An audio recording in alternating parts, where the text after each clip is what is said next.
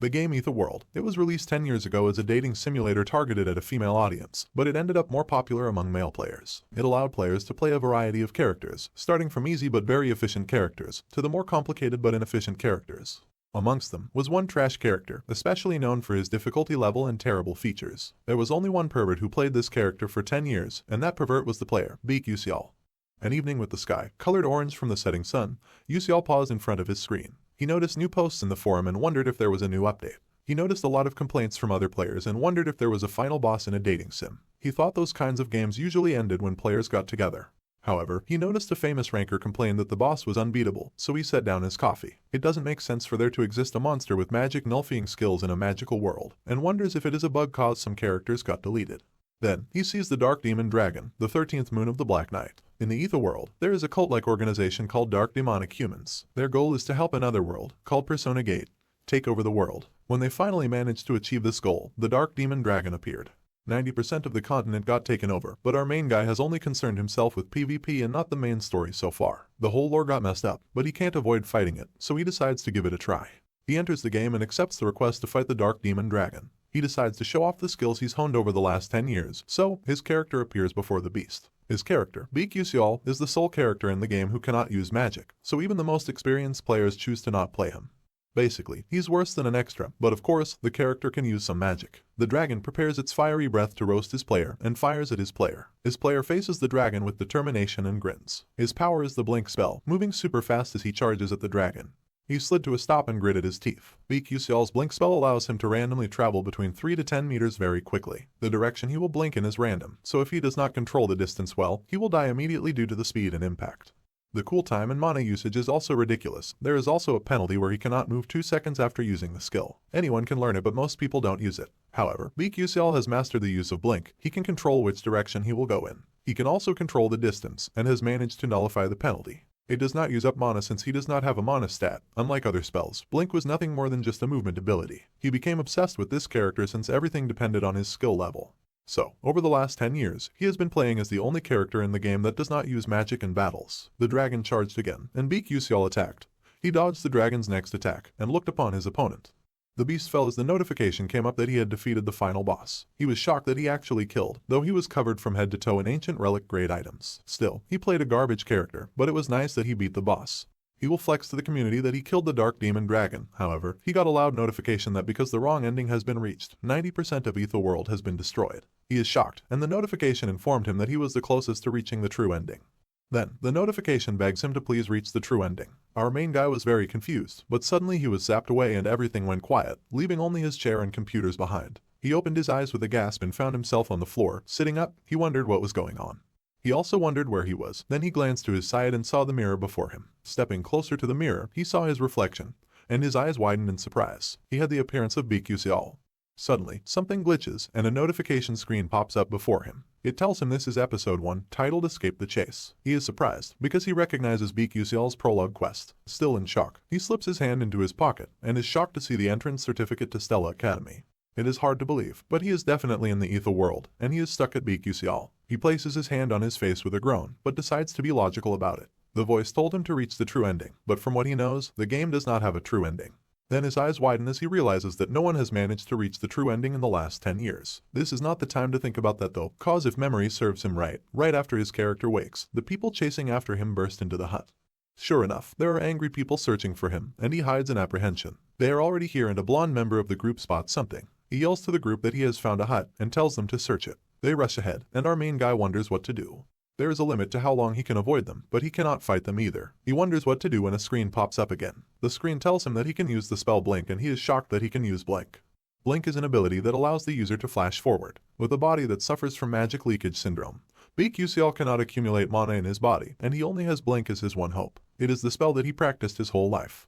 Back to the present. He is still hiding in the hut, his face fixed on the screen as he sees the offer to use Blink. It is 0 class, with a maximum distance of 9 meters and just 1 charge. Cooldown is 3 seconds. He wonders if he should use Blink when he only controlled his character with a mouse and a keyboard.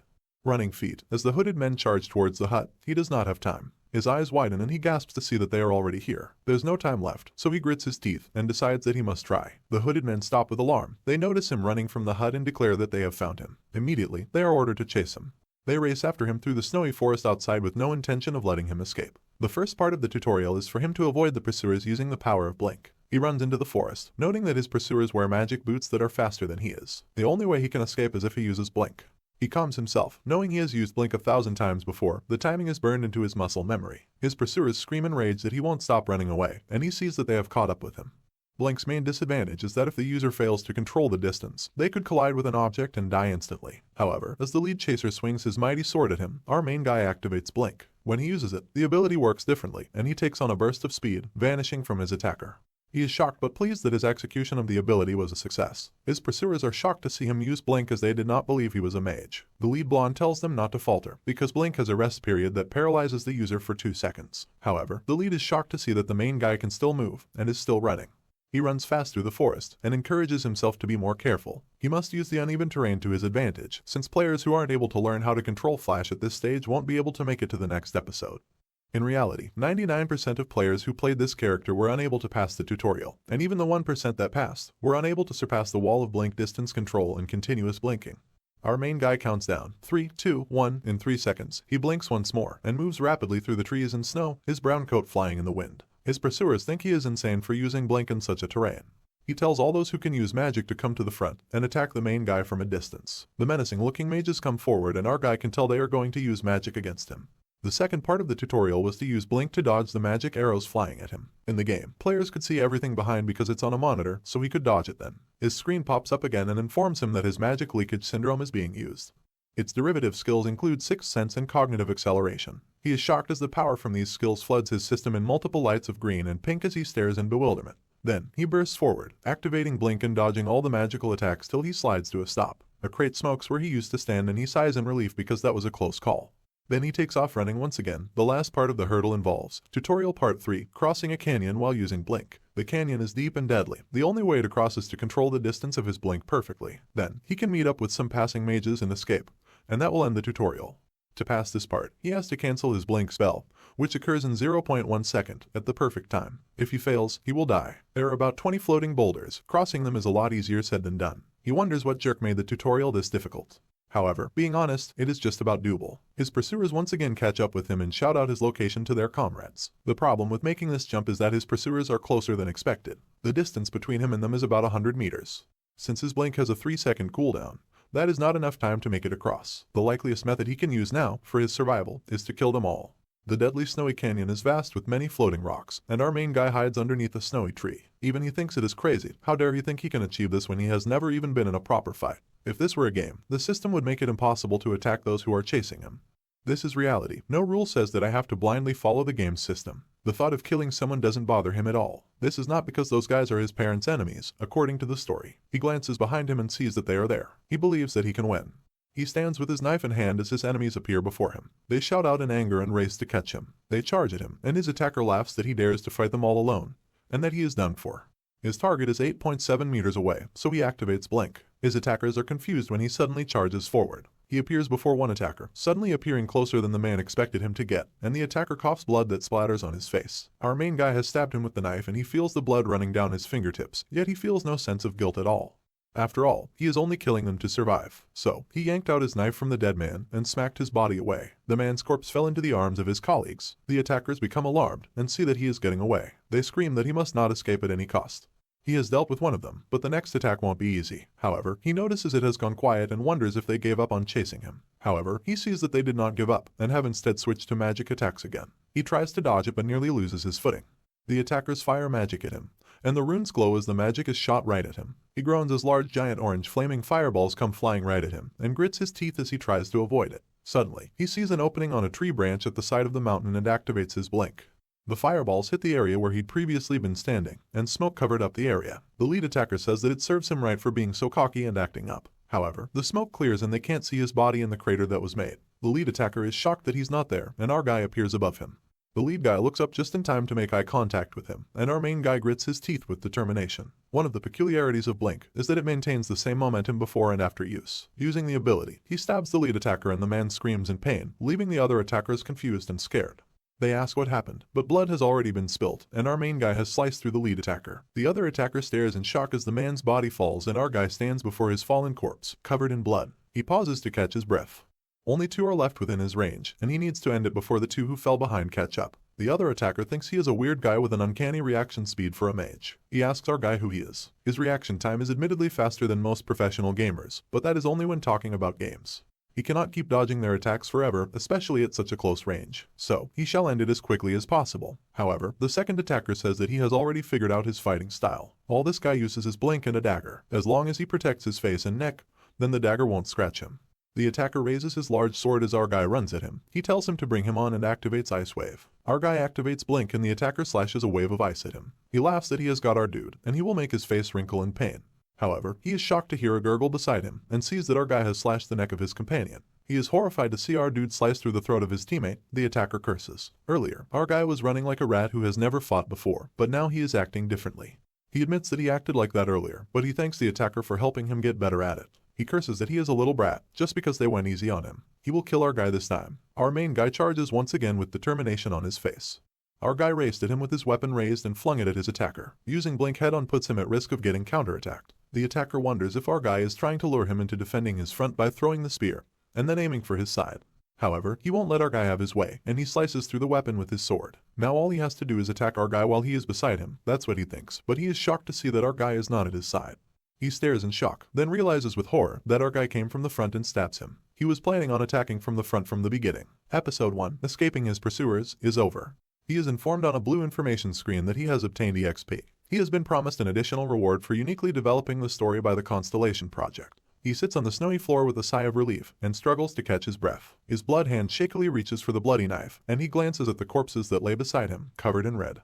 He reminds himself that this is not a dream, and he just experienced his first blink and his first battle, as well as his first murder. He sits and thinks grimly about how he killed a person to survive. He dusts the snow from himself and gets to his feet with a sigh. He shall leave this place for now. He pauses when he suddenly recalls something and turns around. He pauses as he thinks deeply, although it leaves a bitter aftertaste. He has to think realistically since he is broke. So he rummages through the corpse pockets and finds around 2 million credit, which is approximately 2 million won. It is better than nothing. Now, the problem is how to cross the snowy cliff before him. Suddenly, he hears a voice calling out to ask if anyone is there. He sees a group of hooded figures in the distance and recognizes them as the group of mages that appear in the tutorial. He waves to them, and they shout that there is no bridge, unsure on how he will cross. However, he tells them that he is on his way, and they decide to wait for him to cross. However, they say he would need to be a third-class knight to successfully cross the cliff, and they doubt it is something a young boy can do. However, to their surprise, they see him zapping from floating rock to floating rock, using the power of Blink. He moves quickly and swiftly like the Flash, and they stare in wonder at his skill. They wonder if he is using a jumping type of magic, and realize he is using Blink. Among the mages, a blue-haired girl with deep blue eyes watches his approach. They are surprised he is using a Blink when it won't be able to control the direction and distance. They are surprised that such control over Blink is possible, and they stare in surprise when 2 more people show up at the edge of the cliff.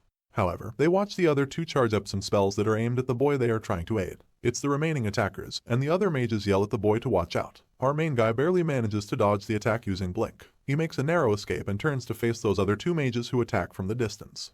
He figures they are with the mercenary group after him, and realizes this is dangerous. His power has 3 seconds to cool down. Dodging all magic with it is not possible. He has to find the next floating stone that will work as his foothold. However, to his surprise, a mage fires up a spell and shoots at him again before he can think up a plan. He barely dodges the attack, and the stone he stands on gets a crack. He realizes he is going to fall as he slips from the rock. Unfortunately, all the floating stones are too far from him, and he hopes that he lands on just one. He uses Blink and zips through the air, hand outstretched to grab a floating stone. He manages to grab it. Hanging on barely, he is relieved to have survived. However, his enemies fire yet another fiery spell at him, and he realizes his survival is not guaranteed. There is no way for him to dodge with him hanging off the rock, and he realizes that he is going to die. Suddenly, ice magic comes forth. The great blue spell collides with the orange of fire in a blast of wind that halts the fire spell in its tracks, and the air clears to reveal that our main guy was protected from being burnt to a crisp. He looks up in surprise and wonders what that magic was just then. An ice spread covered with lightning. Someone just used 2 attributes and 1 magic in the tutorial. Furthermore, the caster precisely calculated the trajectory without wasting mana. He wonders who could perform such a feat. Glancing at the mages gathered at the other side, he spots the blue girl with cold eyes and a spark of magic on her staff. The mercenary mages are shocked at such a display of power that they turn tail and flee with fear. Our main dude watches them flee with relief and sighs in relief that he will survive after all. He manages to drag himself up and makes it to the mages who wait for him at the other side. However, his attention is on the hooded figure that saved his life. He thanks her for helping him, and she says that she did not do it to receive any gratitude. He thinks she has the prettiest voice he has ever heard in his life, but she seems difficult to approach. Anyway, although they are known as bandits who pillage nearby villages, in reality, most of such activities are carried out by the Dark Demon cult. However, even that ends here. The moment he escapes this cliff, he will enter the territory of the mages, and the dark demonic humans will no longer be able to pursue him, not to mention that they don't even know who he is. He is taken by surprise at the sudden appearance of another status window. It tells him to enroll in the Stella Academy, and he wonders if that is the start of the second episode. It does not sound like it will be hard, so he is not too worried. Suddenly, on seeing the academy's name, his face goes pale. He wonders how he can possibly go through school again at this day and age. A crescent moon stains the night sky as BQCL is being transported via a carriage. The other mages escort him as they ride in silence. He, on the other hand, falls fast asleep from the tiredness of the day's battle. From slumber, he falls into a dream state, groaning as he sees a much younger version of UCL calling for his mom. Whilst gripping her garments, he tells her that he will be a mage when he grows up. His mom just smiles and tells our hero that she believes in him. UCL stares at the second-hand magic text that his parents worked very hard to get and then slits it open, promising to study very hard to make them happy. He crosses his legs as he makes use of the library until he later sleeps off on a desk nearby. His mother then shows up as she covers him up with a blanket. We're taken forward in time to a doctor's appointment where UCL's mom asks the doctor if he's sure her son has mana leakage syndrome. Her tone is so distraught but our boy cannot even bring himself to react. He just stands there, expressionless, only freaking out in his mind. He refuses to believe it, telling himself that there is no way this could be his situation. This makes our hero wonder if they're his memories or BQCL's. The little boy bursts into tears soon enough, every attempt to wipe his tears failing woefully. Our man wakes up in a frenzy, groaning as he grabs his head. Still dazed, he takes a look around and discovers that it's morning. The sun peeks out from the far mountains to confirm his conclusion. One of the mages, a redhead, exclaims that UCL is finally up, adding that he was about to wake him. Our boy just stares at him as the mage announces that they're about to arrive in Lezoicha, the satellite city of Arcanium. The wheels of the carriage are brought to a stop amidst the 2-centimeter deep snow and the mages reach a consensus to take a temporary break. They all step out of the carriage and UCL stretches for a bit. His eyes widen and his expression perks up upon the sight of something. Of someone, more like. It was the blue-haired mage that saved him. She glares at him with lifeless blue eyes, leaving our hero more puzzled than ever. His attempt to greet her fails, mostly because she turns away before he can get to it. He grins to himself, admitting that that's a cold thing to do and gains solace in the fact that things are going well, compared to how worried he was before. Anyway, UCL is also grateful that the era he found himself in is closer to the modern age rather than the Middle Ages. You see, although magic exists in the ether world, there are also trains, flying ships, and even warp holes set up in the safer cities. Also that long-distance travel can be more convenient.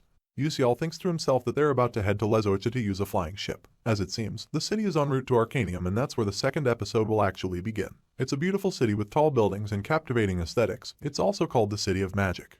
In Arcanium, there are renowned magic towers as well as mage knight orders. It also houses 5 magic academies. Of all the 5, the academy with the most promising students and powerful mages is none other than the Stella Academy. For this one reason, Stella Academy is chock full of nobles and geniuses from every crevice in the world. With arms folded, our hero leans on the carriage as he wonders how BQCL managed his admission into such a place.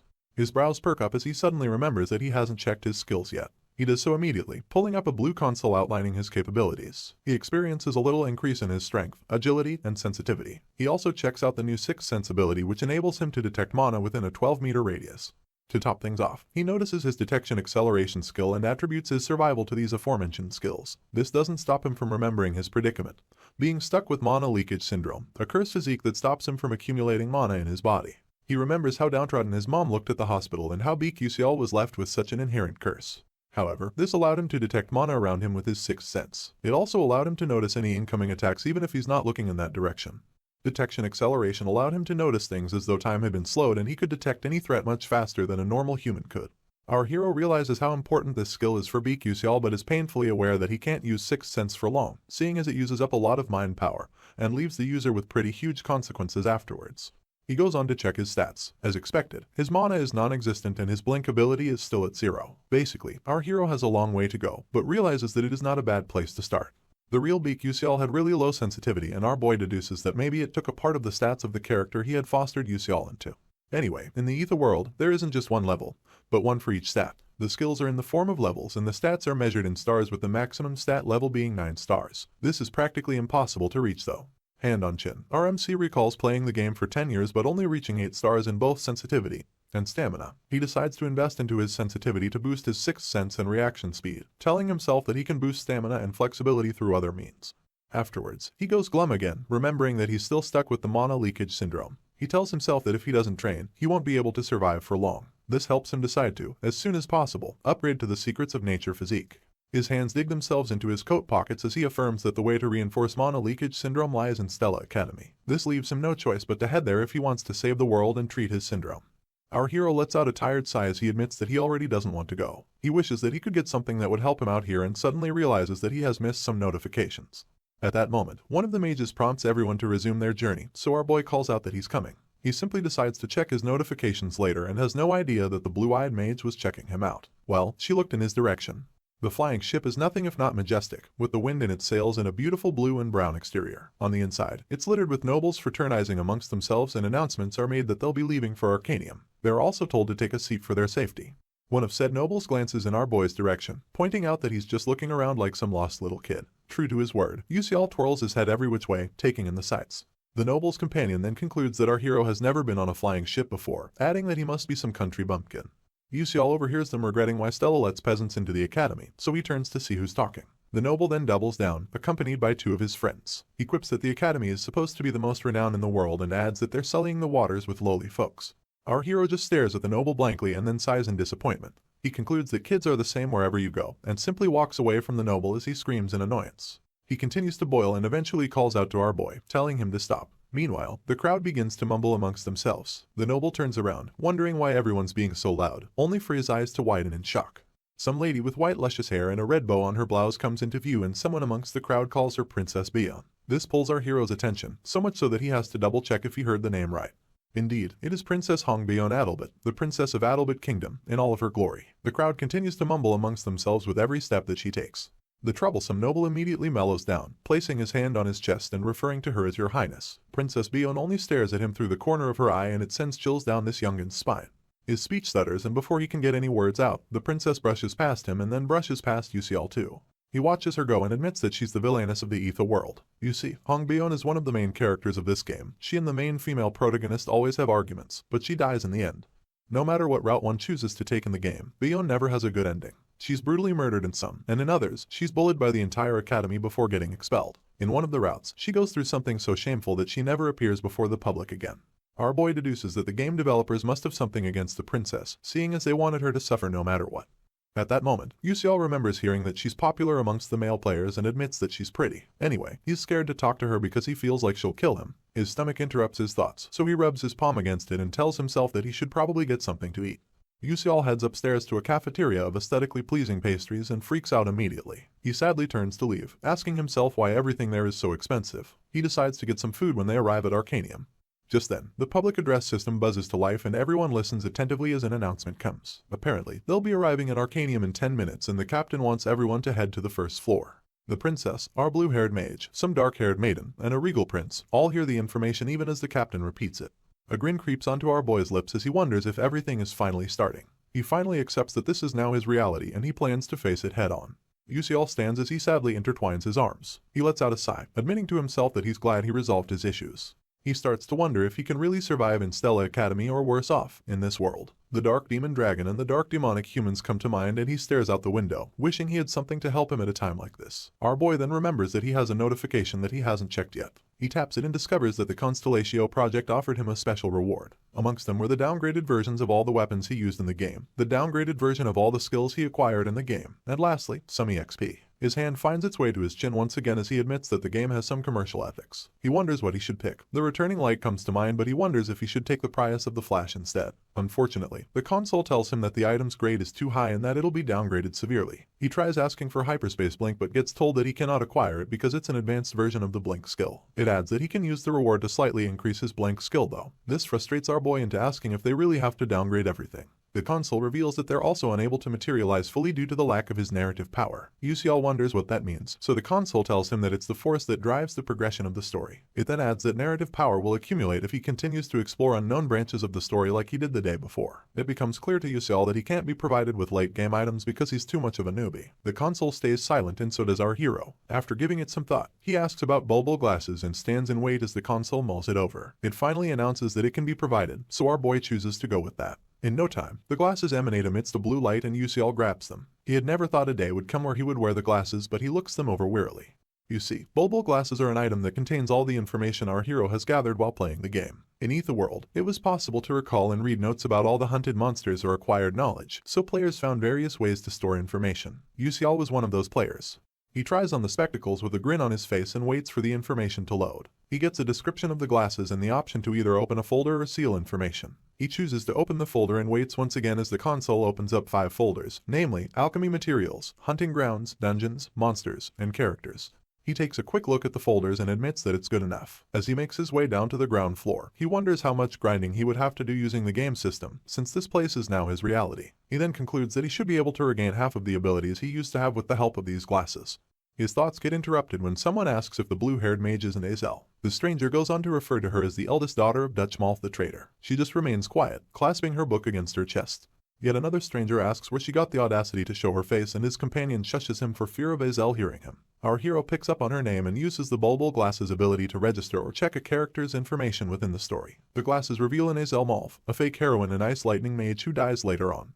Yusial stares at her with surprise after realizing that she's a fake heroine. To understand Azel being a fake heroine, our hero clarifies something for us. Although he's currently in the Ether world, the game was created based on Don't Love the Princess, an original romance fantasy novel. The novel is about a heroine named Azel who had lost her entire family. She grows by challenging the schemes of Bion, the villainess, and eventually ends up with the male protagonist. In the end, her revenge scheme completely disappears and the male characters protect her. Unfortunately, it had a sad ending after receiving harsh feedback from its readers. But here's the problem. Although the game's world was based off of this novel, its story is completely different. In the game, an original character named Flame was added and she took over the role of the heroine. However, Flame also has a backstory. You see, she was a woman living an ordinary life in the modern world who occasionally enjoyed reading Don't Love the Princess. She ended up getting transported into this world. So, contrary to the novel, Azel became the fake heroine in the game while Flame became the real one.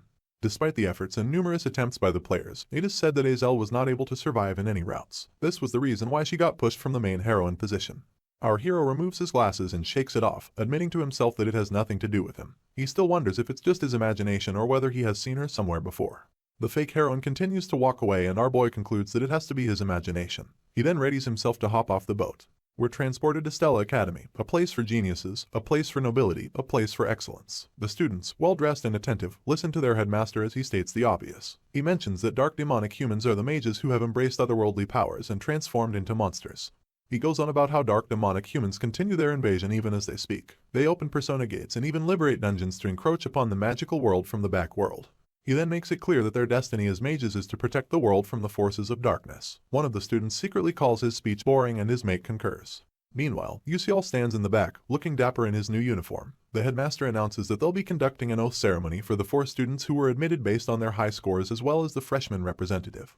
He calls all 5 of them to the podium and our boy walks up alongside Princess Bion, Azel, and 2 others. He can't help but think that everyone's faces are shining, fitting their positions as main characters. However, the brightest one of them all is Ma Yuxiang, the freshman representative. He happens to have entered with the highest score, leaving people wondering how he's so handsome and intelligent at the same time. Our hero just takes a glance at him, acknowledging that he's the famous Ma Yuxiang.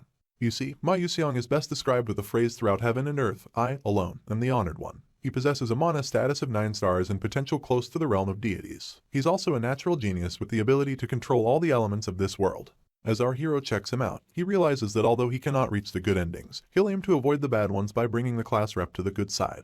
However, that's completely up to Flame, the last but not the least of the 4 exceptionals. Yusial concludes that it all depends on how she acts from here on out. He concludes that it's a good idea to befriend her seeing as she's also from the same reality as him.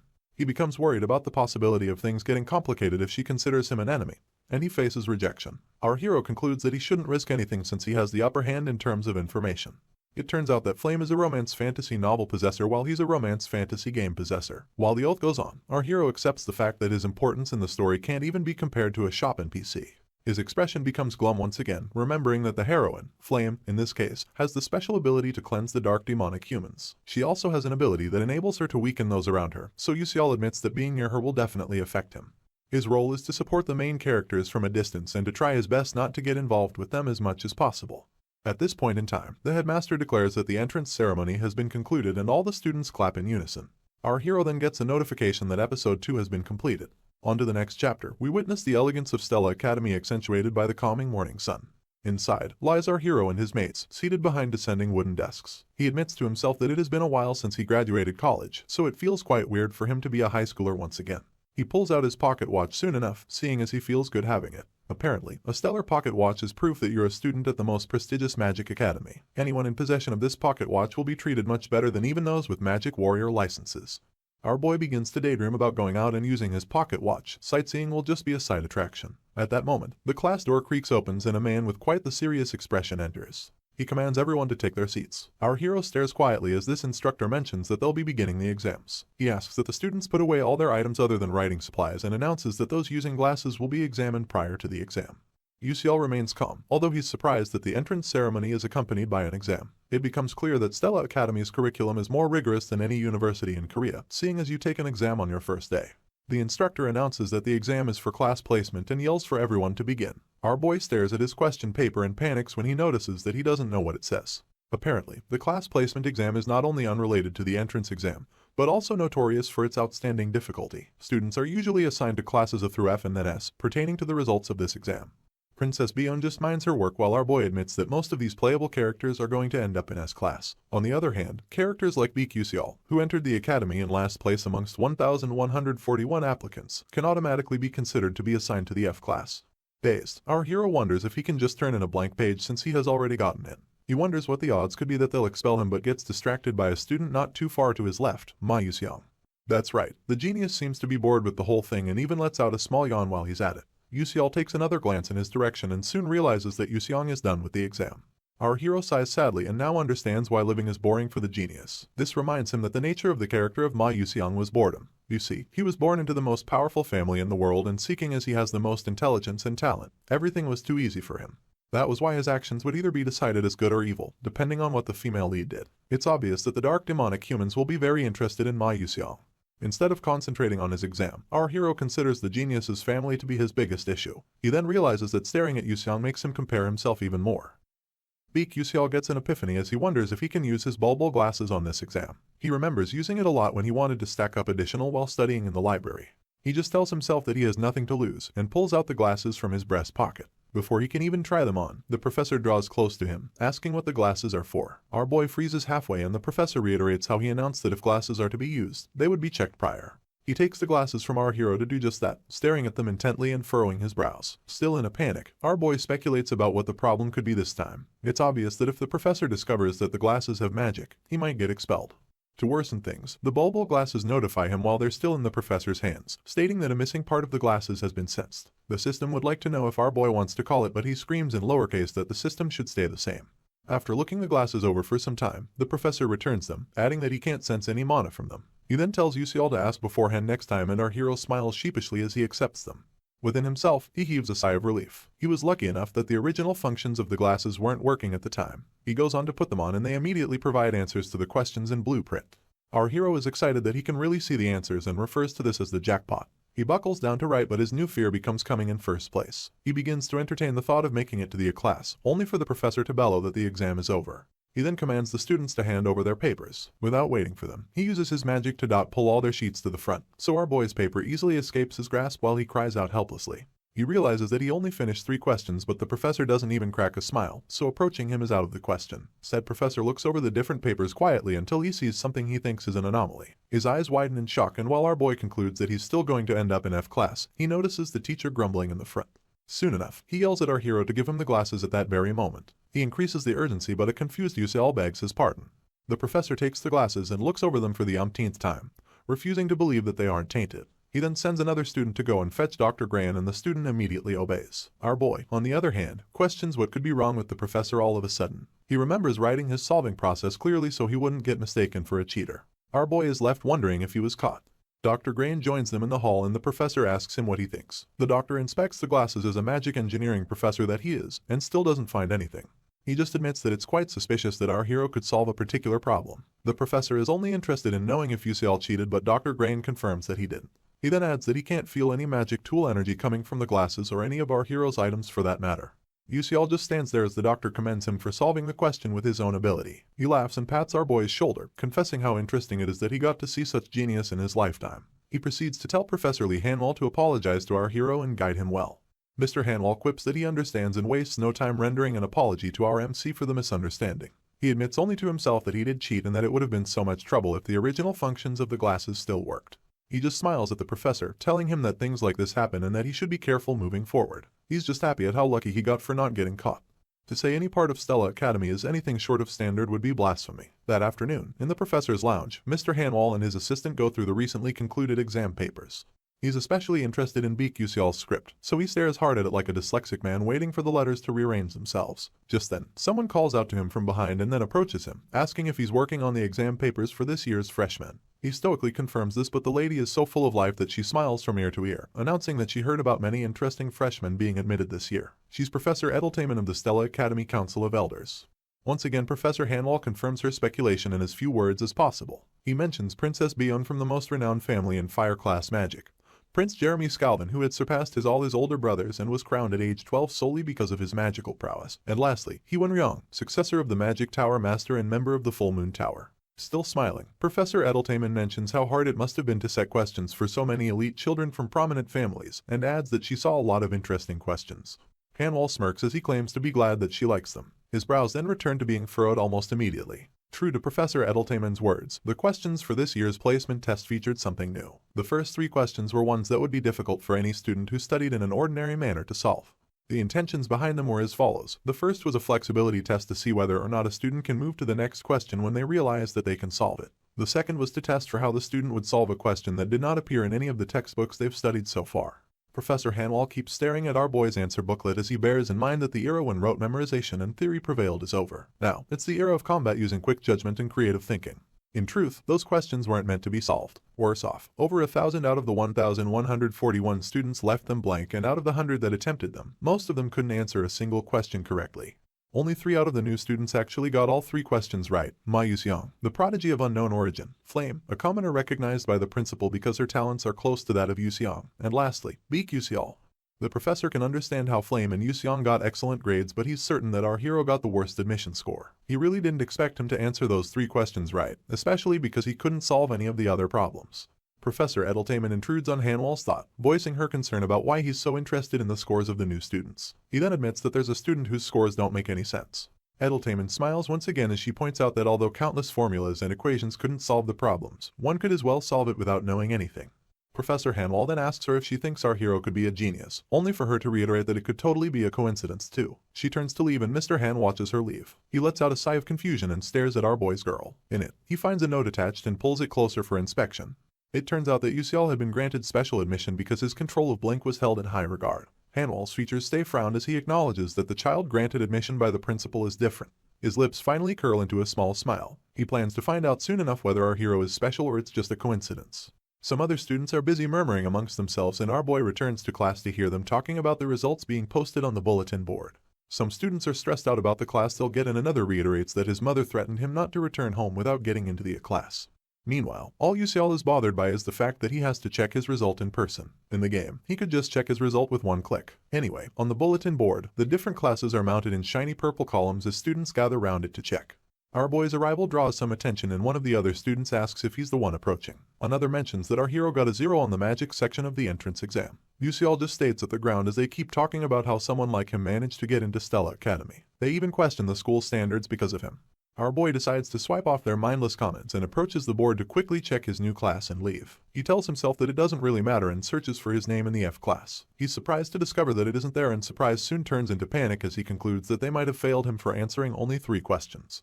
He begins to wonder if he's going to die now, only for a student to mention his name after seeing it on the board. Well, the student is more pissed than happy, declaring that it must have been a mistake. His colleague quickly agrees with him, and they go on to talk about a certain Uslike from Marquis Checkbale and getting into class with rank 29. Yusial stares in their direction from the side of his eye as they contemplate why someone like him would do well when Kyle came in 17th place and got out in a class. Our boy has to accept that something weird is going on over there, so he walks over to check it out for himself. His eyes grow wide with surprise and he freezes in place. For some reason, our hero's name got placed in the S class. Still in shock, he begins to ask himself why his name is up there. He refuses to believe it and wonders what is going on. Why would he get placed in S class, the most special grade that all students dream of? You see, Class S is a place where the most special students of the academy gather. It's different from the other grades with multiple classes per grade because Class S has only 41 students, and only one class. It still doesn't sit well with our hero that he's been placed in Class S. He closes his eyes and itches his head, all in about to understand. It even dawns on him that he'll run into the main characters of the game more often in Class S. This is bad news because making more contact with the protagonist will only shorten his already short life. Worse off, he can't even change his class. Our boy then makes up his mind to keep a low profile no matter what. He quietly peels away from the crowd, telling himself that he'll manage somehow. On the outside, Stella Academy looked calm as ever. Little did anyone know that in one of its offices Princess Bion was getting slapped silly by her mother. She yells at Bion furiously for getting 3 questions wrong and compares her to Azel who got 2 out the 3 right. She's Hong-il, the elemental class fire professor. Bion falls to the ground as her mom continues to abuse her, telling her that she's lower than an insect because she couldn't even get the questions that insects got correctly. She yells at her to think of herself as a bug and try again. Mrs. Hong asks if her daughter understands and a bruised Bion replies positively from the ground. Her mom continues to stare down at her and then heaves a tired sigh. Her hand never left her hip as she breaks into advice, telling the princess to listen to her. She goes on about Bion not doing anything to become like her, a woman who is chased out of the kingdom and is holding on to a stupid professor position. She reiterates that her daughter cannot afford to become the shame of the kingdom. She then squats down to Bion's eye level, grabbing the girl by her cheeks as she begs her to become a better existence than her sister. Mrs. Hong cracks a smile and inquires whether her daughter understands what she means, and Bion agrees just to get the woman off her back. Still on the floor, she admits to herself that she doesn't understand and looks away from her mom. Apparently, the poor girl only lives her life the way she was taught and solves questions by the same principle, what she was taught. She had come across problems composed of magic, spells and formulas that she hadn't learned. This just brings her to tears and leaves her questioning why she's being tormented. Back in the S class, all the students really sit and await their tutor. All the students except Yahello. Our boy is in a panic, overwhelmed and massaging his head to no avail. He admits that he's screwed, mostly because he got chalked into a place full of antisocial weirdos. Not that he was going to fraternize with high schoolers though. With every passing second he's in the class, he overhears murmurs of other students asking each other how he made it into the class. One of the students whispers to his friend, narrating how his parents had protested about Yahello being in the S class, but only got told that our hero has the qualifications to be there. His friend confesses that it just sounds weird. Our boy smiles weakly as he notices that he's the class outcast. He then realizes that these other students have been working since they were young and agrees that he, too, would be frustrated if some known dunce ended up in the same class with them. He stretches his joints, recalling that classes change according to one's performance after every test, and the S class is exempted. Of course, there are very few cases where a student can get demoted. Our hero glances to his left, recalling that there's going to be a male student who will rise from the class to the S class later on. He then pushes the thought aside, seeing as he'll still end up finding out when the time comes. He takes a good look at everyone, still baffled that all the game characters he once saw behind a screen are now in front of him. In a few years, some of them will become famous worldwide, with 5 of them having the possibility of betraying the magic world. His eyes travel to Ma Yuxiang because he's one of them, and then to Flame, who he hopes to God can stop Yuxiang from going astray. At that moment, Professor Hanwha majestically waltzes into the classroom and tells everyone to settle down. Our hero's senses immediately switch to high alert as he sees this man, but the professor just mounts the podium and expresses how nice it is to meet all the S-class students. He mentions the possibility of them already meeting him, but still opts to introduce himself formally. The next ending glare deepens as he introduces himself as Li Hanwha, professor of the S-class. The students, as usual, begin to talk amongst themselves. One of them mentions how famous the professor is, and his colleague points out that the man has almost eliminated 1,000 dark demonic humans, adding that he's called the 7th class magic warrior. Once again, Mr. Hanwha tells the class to settle down and breaks into a small speech soon enough. He claims that there are a lot of talented students in the class and adds that there's a very unique student there as well. Of course, our hero immediately feels watched. The professor goes on about Stella Academy being a place where they foster combat mages and how as magic warriors, his students will undergo a rigorous high school training for 3 years. He announces that he doesn't expect all the students to make it to the end, but he would like for them to show him what they're made of within the 3 years they have together. He opens the floor for questions, but Hai's expression doesn't seem like he wants to take any, so none of the students ask. The professor gives them a few more seconds before indicating that they'll be starting the class. Just then, Princess Bion drags her feet as she steps into the class. She steals a glance at her professor and just keeps approaching him. On the flip side, Yuxiao is perplexed that Bion, who's normally a stickler for the rules and waltzing and late to class. She and Mr. Han discuss quietly while our boy is busy wondering if something happened. He peels out his bulbul glasses to get confirmation, only for the spectacles to reveal that she occasionally burns herself, has an evil mother, and worse off, is guaranteed to die. Our hero doesn't feel like he has the correct information. He resumes his signature pose of placing his hand on his chin, just so he can think about the whole guaranteed to die thing. While the professor continues conversing with the princess, our boy breaks things down. You see, if Azel dies because of Flame, Bion dies because of both Azel and Flame. You could say that it's the inevitable fate of a villainess. Yuxiao bites the edge of his glasses, thinking to himself that he would like to help her out, to save her life. Unfortunately, he's in no position to do that. He overhears the professor tell Bion to go to her seat and he just sighs, telling himself that he feels bad but can only keep his distance. Trust the universe to put its spin on things. It all begins with a mild surprise. Our boy's expression perks up just a little. It then becomes clear that Bion wants to sit next to him, seeing as she's standing next to him now. She stares down at him with her red eyes and bruised cheek, and of course, Yuxiao breaks a sweat. He then scooches over for the same girl he claimed he'll have to keep his distance from. She quietly sits beside him and our hero, just as quietly, begins to freak out, wondering why things are getting so twisted from the start. With his arms folded, the professor declares that before they start the class, they'll be having a staff succession for the staves that they'll be using while in school. He goes on about how the S-class and the A-class will have their staff succession together while our boy seems intrigued about the upcoming ceremony. He smirks as he admits that it's quite annoying, but he's also looking forward to it. Undoubtedly, there are two big events in the prestigious Stella Academy. One of them is the familiar contract ceremony, and the other is the staff succession ceremony. As expected from a special academy, its staff succession is equally special. The professor leads his students to a room made entirely of blue crystal and asks if everyone is present. Without waiting for confirmation, he points out that there are staves ranging from the lowest class to the middle-high class already prepared. Our boy listens attentively as he's told that all they have to do is walk up to a staff they like and grab them. Mr. Hanwell rounds up by warning the students about how complicated it is to switch an already picked staff. He then announces that he hopes they'll choose wisely. UCL stays quiet but can't help but think that the professor is wrong. Contrary to what he said, the students won't be picking the staves, but the staves picking them. In the ether world, the staves only respond to mages they seem worthy to possess them, and this causes a resonance effect. It basically means that one can't use a high-level staff just because you want to. Our boy wanders around the room in search of a staff that will pick him. He comes across two different ones soon enough and the hunt for a staff begins. Usually, he would pick a staff meant for an F-class mage, but now that he's in the big leagues, he has to take a different approach.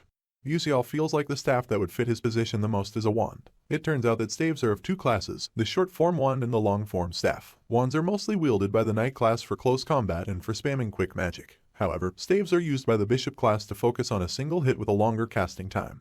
Unable to mind their business, some losers gossip about the staff our boy is going to pick. He steals a glance of his foe admirers from the side of his eye and overhears them snickering about him not having a problem causing a resonance effect since he's supposedly in the S-class. He turns away as the side talks continue, telling himself that they can think whatever they want. At that moment, someone calls out to him, so he softly spins around and sees one of his mates folding his arms with a frown plastered on his face. He asks for the boy's identity and he claims to be Uslek. The name is utterly unfamiliar, seeing as it's UCL's first time hearing such a name. He then presses Uslek, asking why he's in his face. It turns out that he just wanted to know the staff that our boy would pick, so he tells Uslek that he'll pick anything. The noble smirks as he talks down on our hero, telling him to only pick something befitting of a commoner, and to try not to cause any trouble for the professors. UCL just stares at him blankly and after a few seconds, tells him not to cause any trouble either. He then walks away from him, leaving the noble furious. He yells at our hero, calling him a bastard, but he remains unfazed by this. Uslek then asks if he's picking a fight and our boy stays quiet. He finds the noble quite annoying, so he pulls out his bulbul glasses to check him out. While Uslek continues to lash out, the glasses reveal his specs. Unsurprisingly, all they have on him is that he's a third-rate bully. Our hero is disappointed at how insignificant this noble is, and just tucks his glasses back into his coat. Disappointment turns into a mocking pity as he wonders how much of an extra Uslek is. The noble then announces that he's going to pick a nearby staff and tells our boy to watch carefully. UCL is of course very intrigued by the staff, seeing as it's the Edmary. Our hero realizes that the staff is the highest one in the exhibit, a middle-high class one. You see, such a staff is usually used by pro-magic warriors. However, no matter how talented you are, no student should have access to anything higher than a middle-low class staff. UCL thinks the same, mostly because professional magic warriors are barely able to grab a hold of middle-low class staves. Our guy gets a notification about another middle-high class staff other than the Edmary, some staff that's floating in the midst of its own light. It's then specified that it isn't there for anyone to pick, but only to be shown off. Professor Hanwell interrupts by announcing that every student should stand in front of the staff that they like. In turn, they all obey. Yuseong teases his staff. Scalvin has on a mischievous grin as he grabs hold of his, and Princess Bayonne, as calmly as ever, picks hers. UCL then notices a flash of light behind him. He overhears some students talking about the staff that Hyun picked, adding that it's the Haddon Amakoten, a middle-class staff. It turns out that even Prince Scalvin picked a middle-class staff too, while Princess Bayonne picked the Suavita Lahaven, also a middle-class staff.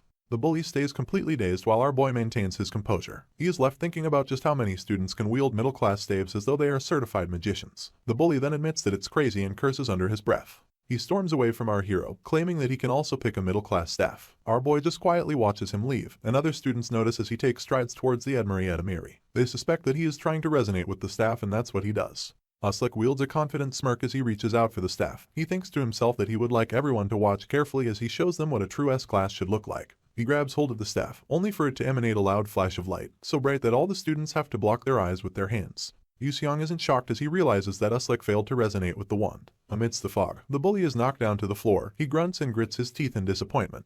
One of the students immediately yells out that he seems to have been badly hurt, and another asks for anyone to call the professor. The genius overhears someone laugh as he admits that a middle-high class staff is practically impossible to wield.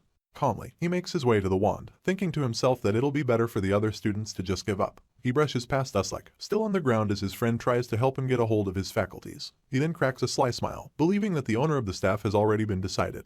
Yuseong stands before the Edmari, drawing the attention of all of his mates. They wonder if he is going to pick it up. Some don't believe that even he could handle such a staff. Well, he proves them wrong when he grabs hold of it and the loud flash of light repeats itself. Our boy blocks his sight so as not to get blinded. He then spies with one eye and notices a smiling Yuseong in the middle of the light. The brightness dies down and the genius is still standing. This time, seamlessly wielding the Edmari. The other students refuse to believe it. A student wielding a middle high-class staff is the last thing they anticipated. Our hero just heaves a tired sigh, seeing as he is the only one who expected something like to happen. He is just worried that a lot more people will know how talented the genius is. He peruses his new wand and suddenly shoots a glare in our hero's direction. He has no idea how to act, but Yuseong smiles at him soon enough, making things even weirder. Our boy is left wondering if the genius has lost his mind. In other news, Flame also attained a middle high-class staff in the game, a staff named Terravan. Yuseong feels like this is where the route will split. Flame being able to wield Terravan will definitely put her on Yuseong's radar because he only respects geniuses. He strongly believes that this will open up the My Yuseong route. If only she had gone for another staff, another route entirely would have opened up. For our hero, the task at hand becomes using the female lead to pull the genius to his side. Just then, he sees her walking towards the staff and as expected, she heads in Terravan's direction. He watches her intently, asking himself what she'll do. Every step she takes, our hero gets more agitated. He hopes that she will grab Terravan, then Yuseong will notice her and get a better chance at a happy ending. At that moment, the girl simply walks past the staff, shocking our hero to his marrow. She stands just after it, hand on her chin as she wonders which other staff to pick. Our boy realizes that she is not interested, and questions whether or not she knew about Terravan. Her ignorance troubles him and he admits that the situation is bad. She's supposed to be able to resonate with any staff, seeing as she is the female lead. He grits his teeth as the anxiety builds up. He is worried that she might pick up some strange staff and end up losing out on the other good routes too. At this point, our hero knows what must be done. He begins to warm up his ability, planning to push Terravan to her like a pharmaceutical sales rep pushes medicine when he hasn't met his quota. He activates his blink and in a split second, he arrives right behind Flame. She catches him with the side of her eye, and she turns around in a panic, wondering how our hero got behind her so fast.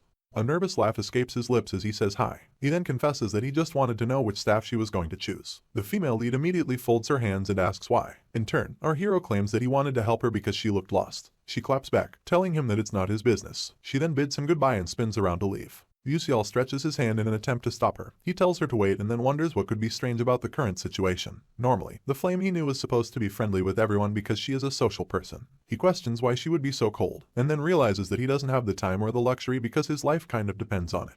He yells for her to wait, and she glares at him as he reiterates that he just wants to help her pick a staff. She also repeats that he should mind his business. Of course, our boy is too determined to give it a rest, so he goes on about a staff that is perfect for her. This only infuriates the female lead, so she screams as she asks what he knows about staffs.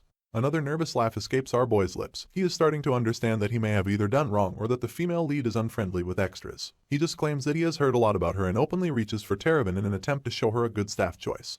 She recognizes the staff instantly and asks if it's Terravan, just so she can confirm. Our hero simply laughs as he agrees with her. Suddenly, he begins to hear a strange noise. It gets so bad that he begins to stare intently as a bright light approaches him.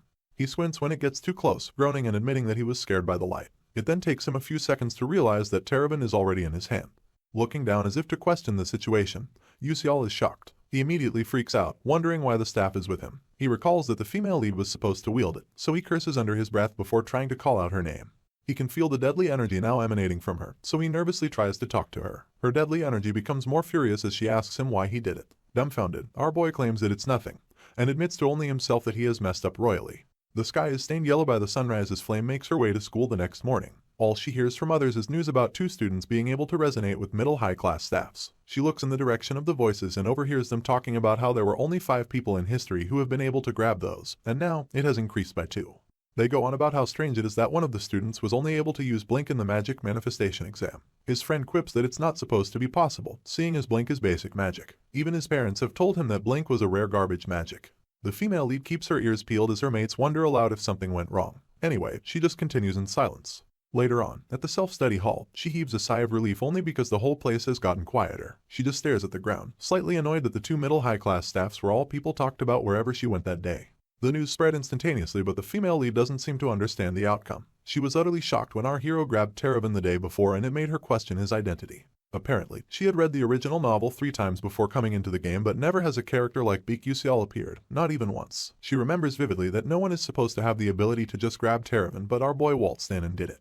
This really pisses her off, so she thinks Yusial just wanted to show off to her. She imagines him with the staff on his shoulder and a mocking grin on his face and then swipes the thought aside, telling herself that it's pointless to think about that now. She angrily tucks a tuft of hair behind her ear in a bid to walk off into silence. Unfortunately, her mates call out to her, asking if she wants to go study by herself. Flame forces her expressionless face into a strained smile and then asks if the girls think that she is some kind of nerd. One of them immediately denies this, reminding her of the numerous times she claimed that there was nothing to do and just ended up studying. The female lead reiterates that it's not like that.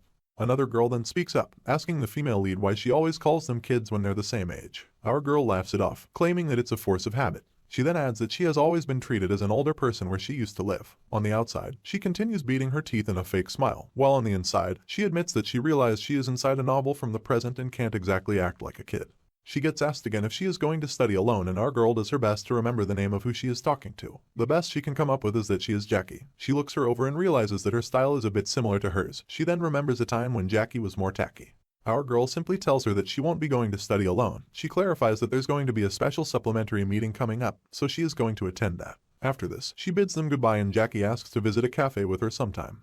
The female lead doesn't give an answer, she just waves goodbye once again and walks away. As her feet hit the marble floor with some malice, she scoffs at the idea of teenage girls. She admits that it's quite hard to be a student at her age and is too preoccupied with her thoughts to watch the incoming corner. She bumps into Wonryong and lifts her hand to her head as she groans in pain.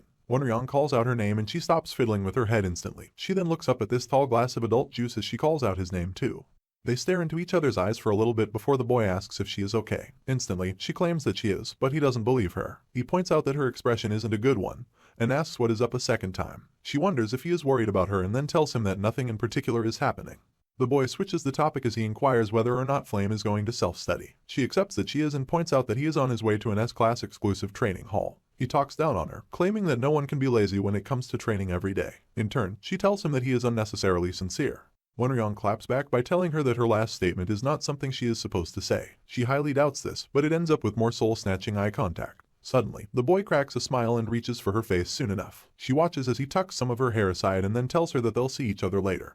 Now flustered, our girl continues to watch the hunk as he makes his way to training. She then turns her gaze away, stubbornly claiming that he is a bland person. She notices another surprise spying at her from just around the corner. It's Jackie from earlier and the girl stays staring at her, so she waves absent-mindedly. Before she can call Jackie's name, the girl flees the scene like she is late to her only job interview. This leaves the girl a little bit confused, but she brushes it off, telling herself that it doesn't matter. She then admits that this isn't the time for fraternization and continues taking long strides until she reaches the self-study hall where she is supposed to attend a special supplementary meeting.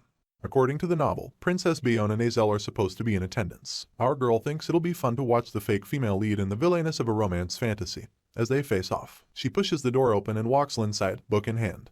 The first thing she notices is our hero and Yuseong talking it out. Next up, she notices Azel with her ever-calming exterior as she minds her business. Our girl admits that all the important characters are present, so she decides to take inventory. First off, there's Kyle, their host and also a class student. The dude looks like he is taken aback, overwhelmed, if you may. Apparently, it's a supplementary meeting for students who need to work on their grades, and seeing that famous S-Class students are partaking in it has to do something to poor Kyle. Our girl takes a seat soon enough and gets carried away with Ma Yuseong being present. She is surprised that the male lead of this world is interested in our hero and thinks that it can't be a coincidence. She continues to steal glances as the two boys keep talking and remembers how our boy didn't solve anything other than the 3 hardest questions in the class placement test. Flame thinks that Yuseong knew from the start that if he could solve those questions, he would make it to the S-Class. Meanwhile, our boy is nervous as hell. Flame doesn't drop her suspicions about our hero. Instead, she imagines a world where he actually knew about the S-Class thing beforehand. In this world, she considers Yuseong to be very dangerous. And over here, our boy is in hell with no one to give him water. He sighs for the umpteenth time, hoping to God that someone would come by and take his current seatmate, Yuseong, off his hands. Unfortunately, the universe never liked him. His seatmate flashes an unnecessary smile as he questions him about why he came to the meeting, adding that he doesn't need to listen to this kind of stuff. The genius proposes that our boy may have come to the meeting for a special reason, so he quickly intervenes to save himself. He tells Yuseong that there's no special reason, and then admits to himself that he is only here because his grades are poor. Our hero wipes off the smile on his face faster than he needed to, but the genius keeps his smile up. This makes him wonder why he is so interested in him anyway. Kyle's voice filters into the crowd as he declares that they've had enough time for chit-chat. From the podium, he announces that they'll be looking over the pavement exam problems. He goes on about how the exam had problems with very high difficulty that the students nicknamed the 3 questions from hell. Princess Bion keeps her eyes peeled on him. Of course, she wouldn't like to replay what happened with her mom the last time she failed. Anyway, the class tutor smiles shyly as he admits that he was only able to solve one of the problems. In his heart, he curses our hero for being in his class. He had hoped to expand his influence in society by teaching a bunch of stupid noble bastards. He catches a glimpse of Yusial and sees this as his chance to downplay him. He had heard that our boy got the lowest grade in the placement exam, and a smile emanates on Kyle's lips as he sees this as an opportunity to prove that he is better than our hero. The tutor grabs some chalk and his notepad and announces that he'll first show everyone how he solved it. He gets to writing on the board and admits that the problem is kind of like a trap, one purposely trying to lead its solver to make errors. As he explains, some students jot down points. Not Yuseong though. He just keeps staring at our hero with this unsettling smile gracing his features. Anyway, he asks him if he thinks Kyle is right, and this question catches our hero unawares. He has no idea about how to respond, seeing as he doesn't even understand what he is trying to achieve on the blackboard. To worsen things, our boy doesn't even know what they mean by the 3 questions from hell. Immediately, Yuseong kills his nerves and throws caution to the wind by planning to be honest. His hand rests on his chin nonchalantly as he tells the genius that he doesn't know. Kyle, who's still going at it, overhears some students talking about our boy. They mention that he claims that what the tutor is doing is wrong. The news infuriates said tutor on the spot, making him grit his teeth.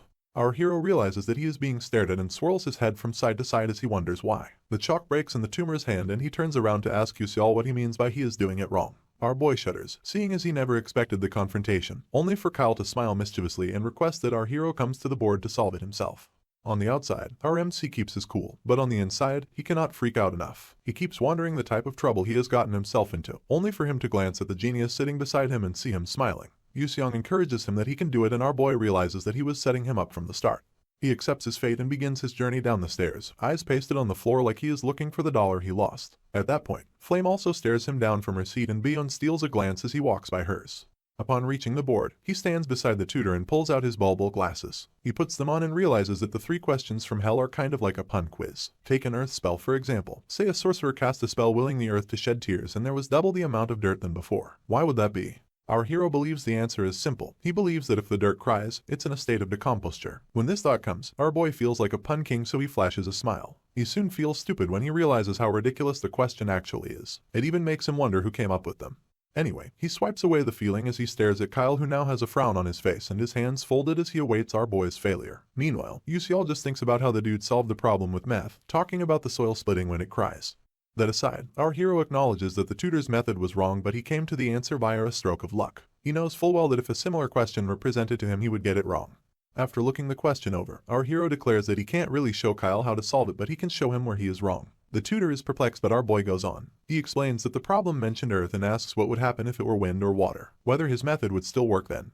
The tutor loses his composure and stutters that he'll just use another method then. Our hero counterattacks by telling him that he'll have to do everything differently in that scenario, and this makes the tutor grit his teeth. Yuseong makes it clear that he only got it 8 due to dumb luck and adds that it was not what the test maker intended him to do. Kyle tries to defend himself, but the words don't come out. He ends up admitting that our hero is right, making him hope that he didn't kill his colleague's confidence that much. He then returns to solving the problem, explaining how things should be. As he explains, the tutor takes notes. Even the students jot down his words anxiously. Only Flame is shocked at the outcome. Her eyes grow wide as she wonders how this is possible. She doesn't understand why the other kids are writing down our boy's explanation, nor does she get why Azel and Bion haven't stopped to correct him. She then realizes that both girls are too distracted by the problem to care about something so petty. The girl returns her gaze to the board, wondering if things are okay. The next chapter starts with the evening time in Stella Academy. The lights in different rooms have been turned on, and they leak out through the windows. In one of them, Yuseong flashes our MC a big smile as he hopes to see him tomorrow. He then waves him goodbye, so Yuseong lifts his hand, returning the gesture. Immediately after the genius leaves, our boy buries his face in his palm, already regretting what life will be like if he gets involved with someone like him. He doesn't even want to see the genius tomorrow or ever again. Our hero peels off his hand from his face and heaves a tired sigh. He stares at his palm, wondering if it's because of the Terravan. Anyway, he complains about not even being able to use it at the moment, but still catching Yuseong's attention. He keeps getting troubled, wondering why the genius is interested in him. In the game, there weren't any instances where other characters, other than Flame, used the staff.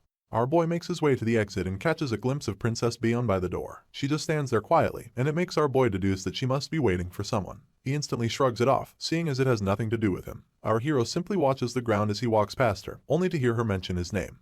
This stops him in his tracks, and he turns to his side, as if to confirm whether or not she really called him. It turns out she did, because she immediately tells him that she has something to ask. Our boy doesn't believe that the great Bion wants his help. On the outside, he stays collected as he asks what she wants from him. She goes on to inquire why he didn't explain the solution earlier.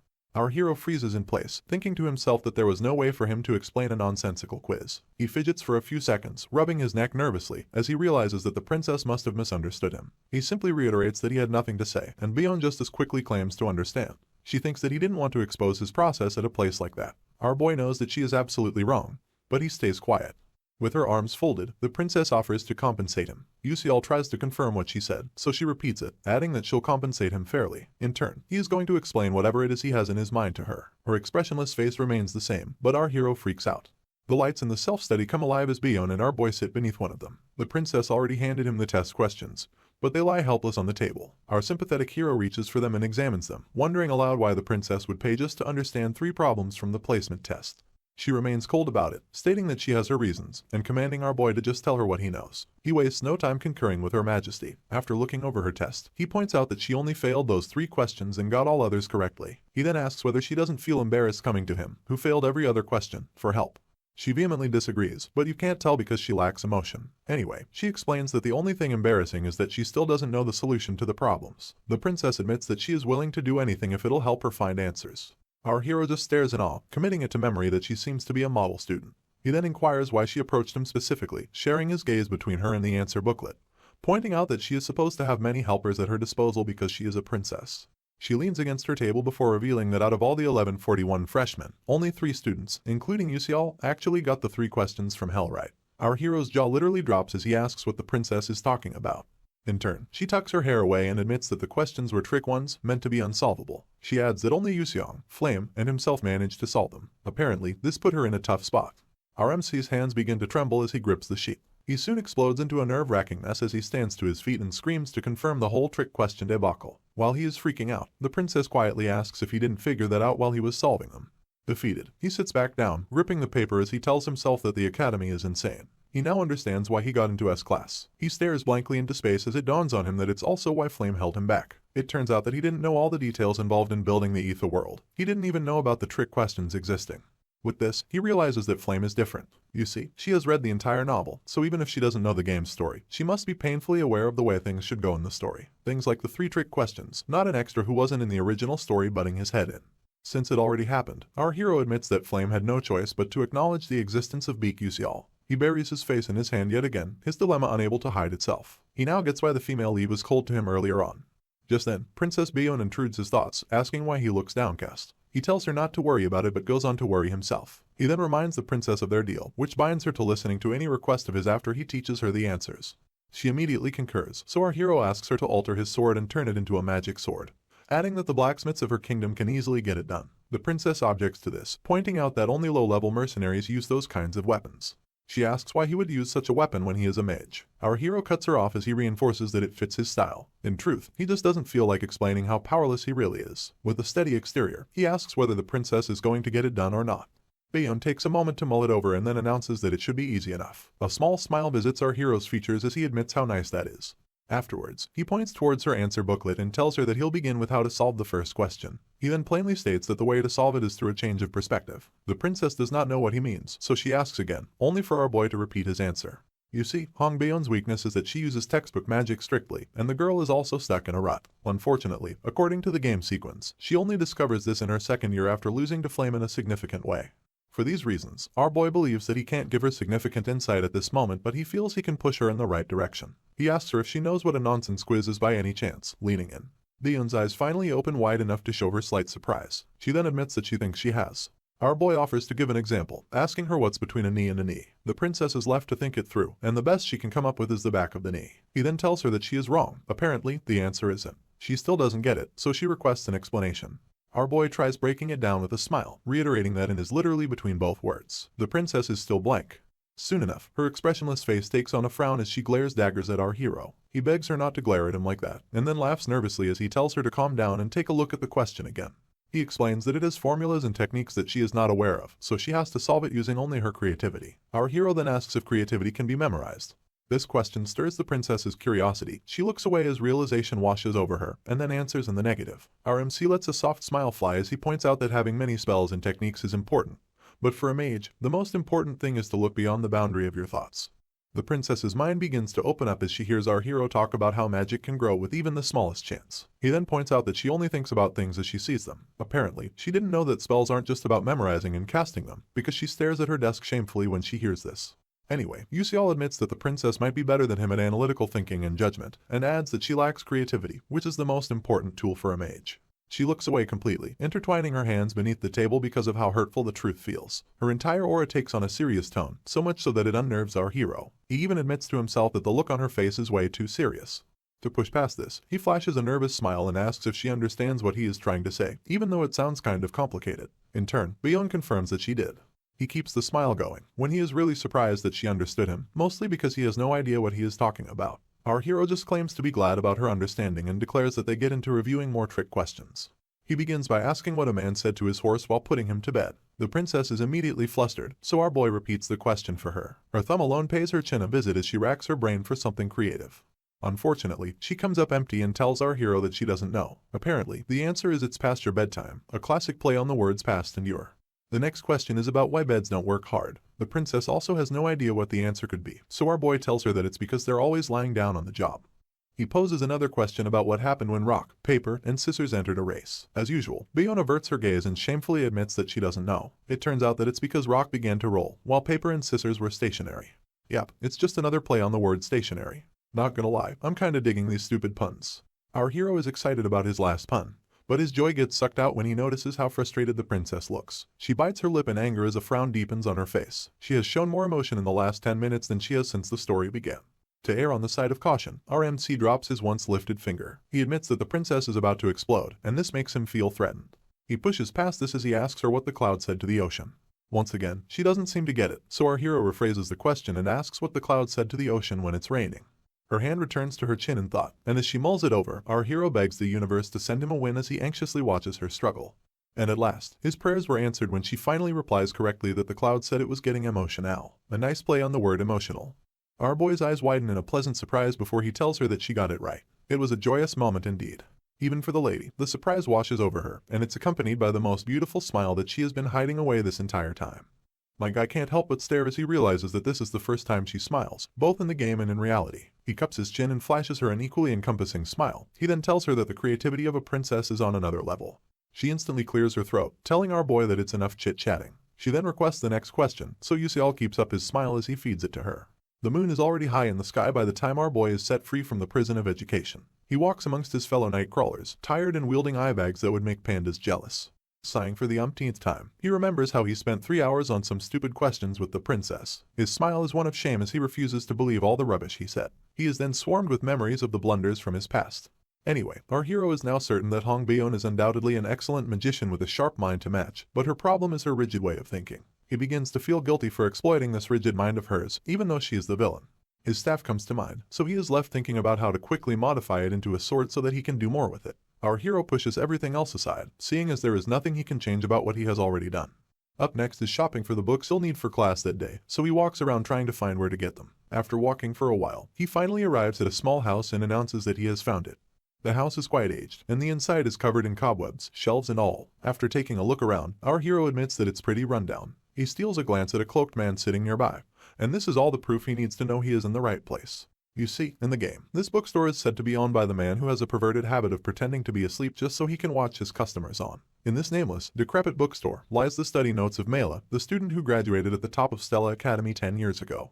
Lore has it that it is hidden in this bookstore. If it were the game, the player would only need to click a button to take a major, but since this is real life, students will have to source out textbooks for the courses. In addition, your grades will increase at different rates depending on the textbook used.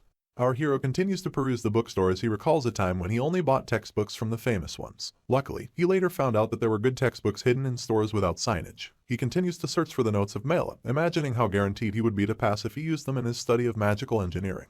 At this point, he remembers the bulbul glasses and how they will get him decent grades if he uses them, but he wants more. Our hero would like to be able to figure out secret recipes.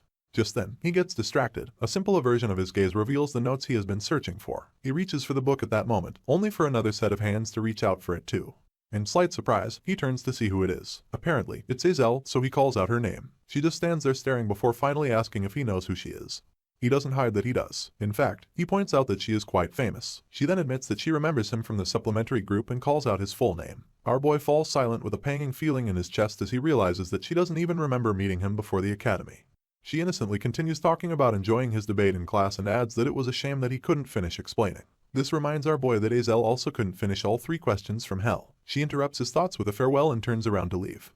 Yusial reaches for Mela's notes as he watches Azel leave. He then thanks God that she didn't take it. Holding what he came searching for, he is left wondering why the fake heroine would be in an unnamed bookstore. He watches as she picks up a book, stares at the price tag of 78,000, and then quietly returns it after heaving a sigh. His mind begins to run scenarios through his head, but the most likely would be that she is broke. The bookstore is known to sell used books, so the students that come to it are the poor ones, just like our hero. It becomes apparent that Azel, having come from a fallen family, has no choice but to join the category of poor students. The thought of her father probably being killed by the dark demonic humans just spells sadness for our hero. It's even worse that a princess like Azel is coming to buy used books and is still worried about the price. Sadly, it doesn't get better. She also faced an unfortunate end in the original novel, dying before Flame, who became the heroine of this world. You could say that Azel is the most unfortunate character in the game, and you would not be wrong. She spies as our boy drops a couple of books on the counter. He then flashes a smile at the creepy man in a cloak as he asks him to sell him the books. The store owner is quite startled by the number of books and he stutters in agreement, keeping in mind that our boy is much stronger than he looks.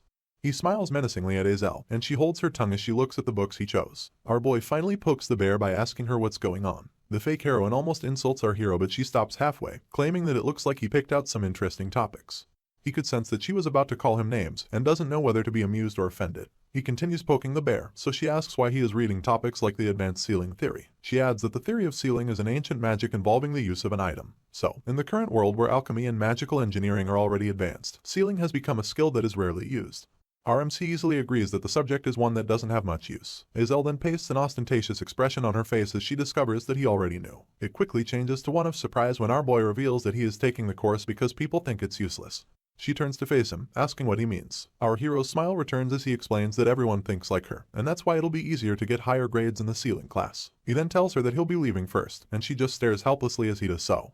Yusial agrees with what Azel said, seeing as most students don't want to take on the sealing theory class, and that's why he can spend less time on it and still make a good grade compared to other classes. With this, our hero looks forward to not having any issues this semester. Regret laces the eyes of the fake heroine, so much so that she can only stare in silence as our boy struts away.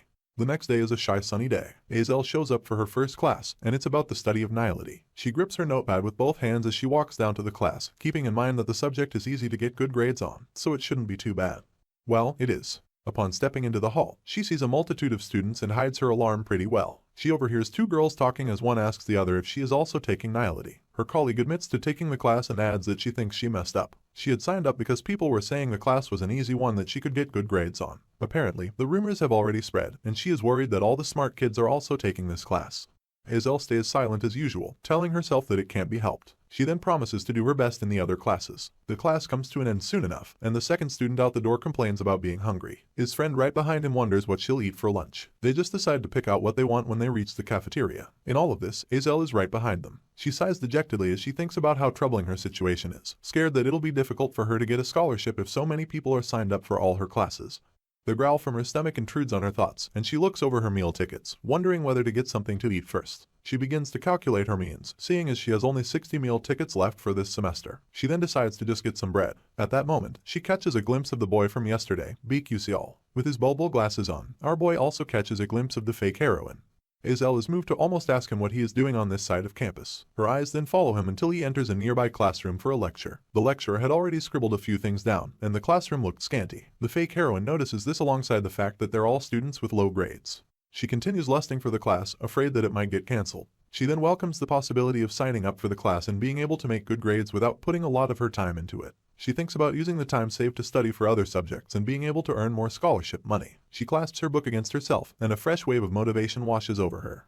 Azel then takes another look at our hero, wondering if he already knew that the class would be easy to score in. It dawns on her that our boy might have planned out all his classes in a way that makes his life easier. It breaks her perception of him instantly, and she forces herself to look away. She refuses to believe that he is that smart and just concludes that it must have been a coincidence. Next up, it's an unusually sunny day in Stella Academy, but students are in class nonetheless. Our hero pays rapt attention as their professor talks about the origin of magic. He goes on about the founding mage, also known as the White Mage, and how he spread magic around the whole world for humans and other species to learn to handle. Their professor is one Mr. Layden, and he's a specialist of divine moon studies. You see, the White Mage had taught the elves nature class magic, the dwarves matter magic, and finally, he taught humans elemental magic. Afterwards, the White Mage traveled to the heavens, and this is where UCL stops listening to his professor. He's more dejected as ever and is left wondering how he's going to keep up with stuff like this for the next 3 years. He almost buries his face in his desk as thoughts of being too old for high school visit his mind. He feels like it's torture and remembers that he could have skipped all of this with a click if he was playing the game. Something on his left catches his attention, so he takes a look, all while realizing how important this course is. He now believes that it can give him clues as to what the true ending of the game is. He rests his head on his hand as he reminds himself that it's all an assumption. Our hero is distracted once again, but glances to his right this time. He has to ask himself if Hazel was always in his class, because the girl suddenly appears in it, concentrating on the lecturer as though she didn't just pop in. UCL has no recollection of main characters taking this course, but soon brushes it aside, telling himself that it doesn't matter. After this, he reverts his attention to Professor Layden, who's now talking about how human curiosity didn't end with elemental magic. Apparently, human mages traveled the world and began stealing magic from other species. Unfortunately, that still wasn't enough for them. They only had to stop because it wasn't physically possible for them to learn any more magic. The founding mage had left the 12 divine moons and disappeared. After mentioning this, the professor stares intently at his students as if to let the information sink. He then asks if anyone in the class knows anything about the 12 divine moons. Hazel opts to answer, and goes on about the 12 moons being guardians who protect the balance of power in the continent.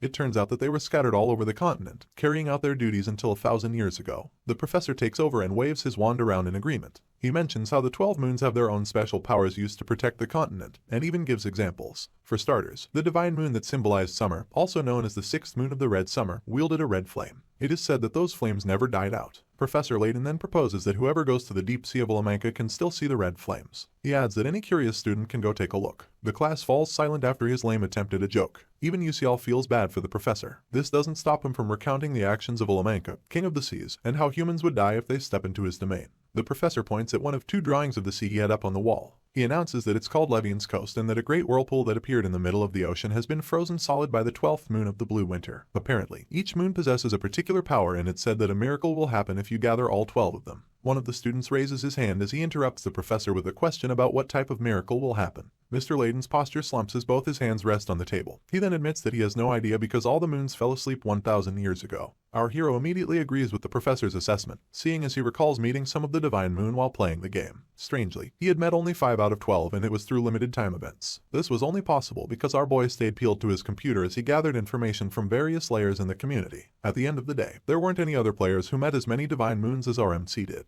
Back to the present, and our hero's expression takes a serious turn. He tells himself that if his assumptions are correct, then these 12 divine moons have something to do with the true ending. He had come to this conclusion because if no one has been able to reach the true ending of the game in the last 10 years, then the answer must lie in the content that no one has been able to reach. Our hero intertwines his arms as he rests them on his desk. He's still deep in thought about meeting only 5 divine moons and how he had to risk his life multiple times to do it. He then tells himself that he has no choice but to risk it if he wants to witness the true ending. He simply resolves to do it all over again. Soon enough, some flame and an unfortunate mannequin suffers the wrath of Professor Hong Yil, Bion's mother, as she teaches a class on the element of fire. She has all the students outside as she strikes a majestic pose and yells them that strength isn't all there is. The professor reiterates that no matter how strong one's attack is, it's useless if you can't hit the enemy. Mrs. Hong simply stands amidst the display of flames as her student etch away at the mannequins one attempt after the other. Her eyes follow a certain attack intently as it flies right above her head and destroys one of the mannequins in a not-so-quiet explosion. She stands in awe of this student. At first, unfortunately, the dust begins to settle and she discovers that said student didn't even hit the target. The professor then takes a look around for who's responsible and notices the silhouette of her daughter holding her staff and biting her lip in regret. She doesn't hesitate to mention how terrible she thinks it is, and Bion just turns away in shame. Bion separates herself as she thinks about her EFF up. She's painfully aware of the fact that she showed her mom yet another sorry sight and stares at the ground in shame. Her hands meet each other on her thighs as she fidgets over how disappointed her mother must be. Just then, someone calls out to her and she looks up with her big eyes. It's some red-headed girl with a soft smile. Her smile then brightens as she wonders if Bion is okay. She wastes no time sitting beside the princess, her smile still plastered on her face. She then tells her that she's so amazing, and this surprises Bion, so much so that she asks this girl what she means by that. In turn, the redhead admits that she and the princess used the same magic, but hers was much weaker. The princess doesn't care about that. She just points out that she couldn't aim. Right, even with all that power. The redhead flashes another 1,000-watt smile as she reminds Bion that her magic itself is incredible and super cool. She proceeds to narrate how she has been hearing about the princess since she was young. Our girl quickly remembers that the redhead is a fire-type mage, just like her. She can't quite remember her though, so she wonders if the girl's name is Arshwang. If it is, the princess may have heard of her. She had heard about a next-level genius of the fire attribute and how she emerged suddenly. With all of this, our girl still wasn't expecting Arshwang's magic power to rival her own. While the girl watches intently, the princess tells her that it must feel good to have such accuracy. In turn, a weak smile graces her lips and she tries encouraging Bayon, telling her that with a little practice, the princess's power won't even be comparable to her. Our girl feels like she's being patronized, so she stands to her feet and tells Arshwang that she has had enough of her rubbish. She then adds that she feels better after talking to her, catching a glimpse of the redhead through the side of her eye. She then bids her goodbye and walks away, leaving the girl sitting by herself. Just like a pencil drawing, Arshwang's smile fades over time and she just stares at Bayon with an expressionless outlook. The sky bears touches of pink as the sun threatens to set. At this point in time, a certain royal makes her way home. She opens the door and the first thing she sees is her potted plant. Princess Bayon is the royal in question and she sighs tiredly after locking the door behind her. Just then, someone calls out for her and she steals a glimpse of who it is. She realizes that it's her aide and said aide welcomes her home. Her name is Yi Taran and she's the princess's exclusive guard. Yi sets out some hot cocoa alongside some ginseng candy and offers it to her mistress. Our girl then thanks her. The guard brings up the staff remodeling commission that her mistress had asked of her and adds that a top-grade magic sword will be made out of it since the staff is so good. The princess overhears her as she digs into the candy. Just as she's about to place one of them in her mouth, Yi reveals that there was something slightly questionable about it. This piques the princess's interest and she watches her guard touch her chin to explain the situation. She reiterates how staves are supposed to suck in the mana of their users. Bayon quickly downs her candy, so she can ask if the guard isn't referring to a dark magic tool. Yi clears her throat and then claims that this is a bit different, seeing as it is consistently in resonance with nature's energy. The princess eyebrows furrow as she struggles to understand how someone would take a user's mana and resonate it with that of nature. She abruptly turns to her guard after this, wondering aloud about why such a garbage staff is ranked as a middle-high class. Yi then reiterates that it's precisely a middle-high class because of its attributes. Our girl asks what she means, so the guard explains that the original ability would drastically strengthen the user's mana, making it a high class or even higher. Unfortunately, it was only downgraded to a middle-high class because it absorbs mana just by holding it. The princess practically gets out of her seat when she hears this. She screams in an attempt to confirm that the guard said high class, following up with a question about how a student can wield such a thing. He admits that she's also confused about that part. The princess needs her head in frustration. She recalls that the Terravan wasn't there for them to resonate with in the first place. Apparently, she doesn't believe that most mages would use that kind of staff even if they were given. She then comes up with two conditions where that could happen. One would be where a mage had too much magic, and the other, he would have none at all. The princess expresses her confusion to Yi and declares that she's sure our hero will figure things out. After shrugging it off, she takes a sip of her tea and admits that our boy is quite unique. A few days have passed since the semester began. It's now a beautiful morning with clear skies and an almost bald professor teaching our hero's class. Yuseol has on his bulbul glasses as he pays rapt attention to the lecturer. He overhears him mention how attack magic needs to be manipulated in more detail than any other type of magic. This is why mana orbitory class is important. The professor's name is Karlam, by the way. Azel is also laser-focused as the professor declares that for the PvP battles, all students will be learning orbitology with a focus on shooting, which means exuding magic from one's body, and target, which entails creating magic with a fixed target. The professor draws something on the board and announces that they're going to discuss the orbital formula. He poses a question concerning the orbit and predicted observed distance covered needed to hit a mage using water-type magic. Mr. Karlam then opens the floor for the students to attempt it. Instead, they immediately start to complain. One of them wonders why the professor had to pick water out of all the available attributes. His colleague even adds that someone who isn't a water attribute major can't handle such a question. All this while, our hero stays quietly seated, overhearing his mates thinking about whether or not the professor is trying to bother them. A yawn comes along soon enough, indicating how bored our hero is with the class. Just as he wonders why these classes are harder than Korean, the professor locks eyes with him and his bored expression. Well, the expression becomes one of caution, but it doesn't help his case. Mr. Karlam calls our hero out to solve the problem. He panics on the inside, regretting that he got caught. But on the outside, he agrees to solve the question. He gets on his feet, heads to the blackboard, and a few moments later, he tells his professor that he's done with the question. Mr. Karlam stares at the board in surprise and even breaks into a cold sweat with his mouth open. He stutters as he compliments our hero for solving it quite easily. The professor stands in awe of our boy's ability to organize the Ritty-Hibok equation so simply. He draws closer to Yuseol as he asks him if his first major has something to do with the water attribute. Our boy flashes a shy smile, throwing his hands up in denial. On this note, the professor announces that they'll continue with similar questions in their next class. Meanwhile, Azel continues looking at our hero whilst keeping her thoughts to herself. Afterwards, everyone including our MC makes their way out via the exit. He then hears someone draw his attention, so he glances towards the person. Apparently, it's the fake heroine. She just stares at him intently before declaring that she has a question for him. Our hero is taken aback by Azel's approach, so he wonders aloud about what she wants to ask. You see, the fake heroine thinks she has determined something about him during the time she has watched him. She found out that he's definitely smart if you put his grades aside, and this is even in comparison to the top rankers. At this point, the memory of him rounding up Mr. Karlam's question plays in her mind. how she was shocked that he did it when she was certain that the question was one that only professors can solve. She had troubled herself thinking about Baekhyuseol's identity, even if she was told that Stella Academy is a place where geniuses gather. At first Stella had brushed a possibility concerning our hero aside, but now she's certain that he has a course registration strategy. On this note, the fake heroine gathers the courage to ask our boy what his next class is going to be, determination heavy in her voice as she promises herself that she must get the information. Once again, Yuseol is left in shock, not knowing how to respond. He simply asks her why she wants to know and whether she's interested in him or something. This immediately pisses her off and she wastes no time telling him how gross he sounded. In turn, our hero admits that he was more grossed out by saying it. He centers himself, running his neck and reminding himself that he's actually an adult. He then repeats his question about why she wants to know. Azel opens up about all the research she did about the classes our boy is taking, and she reveals that they all seem like classes where students can easily get high grades. A mix of surprise and amusement shows on our hero's face as she goes on. The fake heroine promises to be straight with him, so she asks where he learned his strategy from, passing that it's really important to her. Yuseol puts up a false front after finally learning what she wanted to ask. He then laughs at the whole strategy talk and claims that it was all a coincidence. He doesn't give her a chance to think it over and announces that he'll be on his way if she doesn't have any other questions. He turns to leave while Azel is left gathering her thoughts. He has already gone a few ways down the hall when she tells him to wait. She's not audible enough, so our hero doesn't hear her. The fake heroine just stands there contemplating what to do next. She stares helplessly until she can force herself to move. She then yells for our boy to wait up, and this time, he hears her and averts his gaze to her. She covers the gap, clasping her book tighter than ever as she tells him to hold on for a second.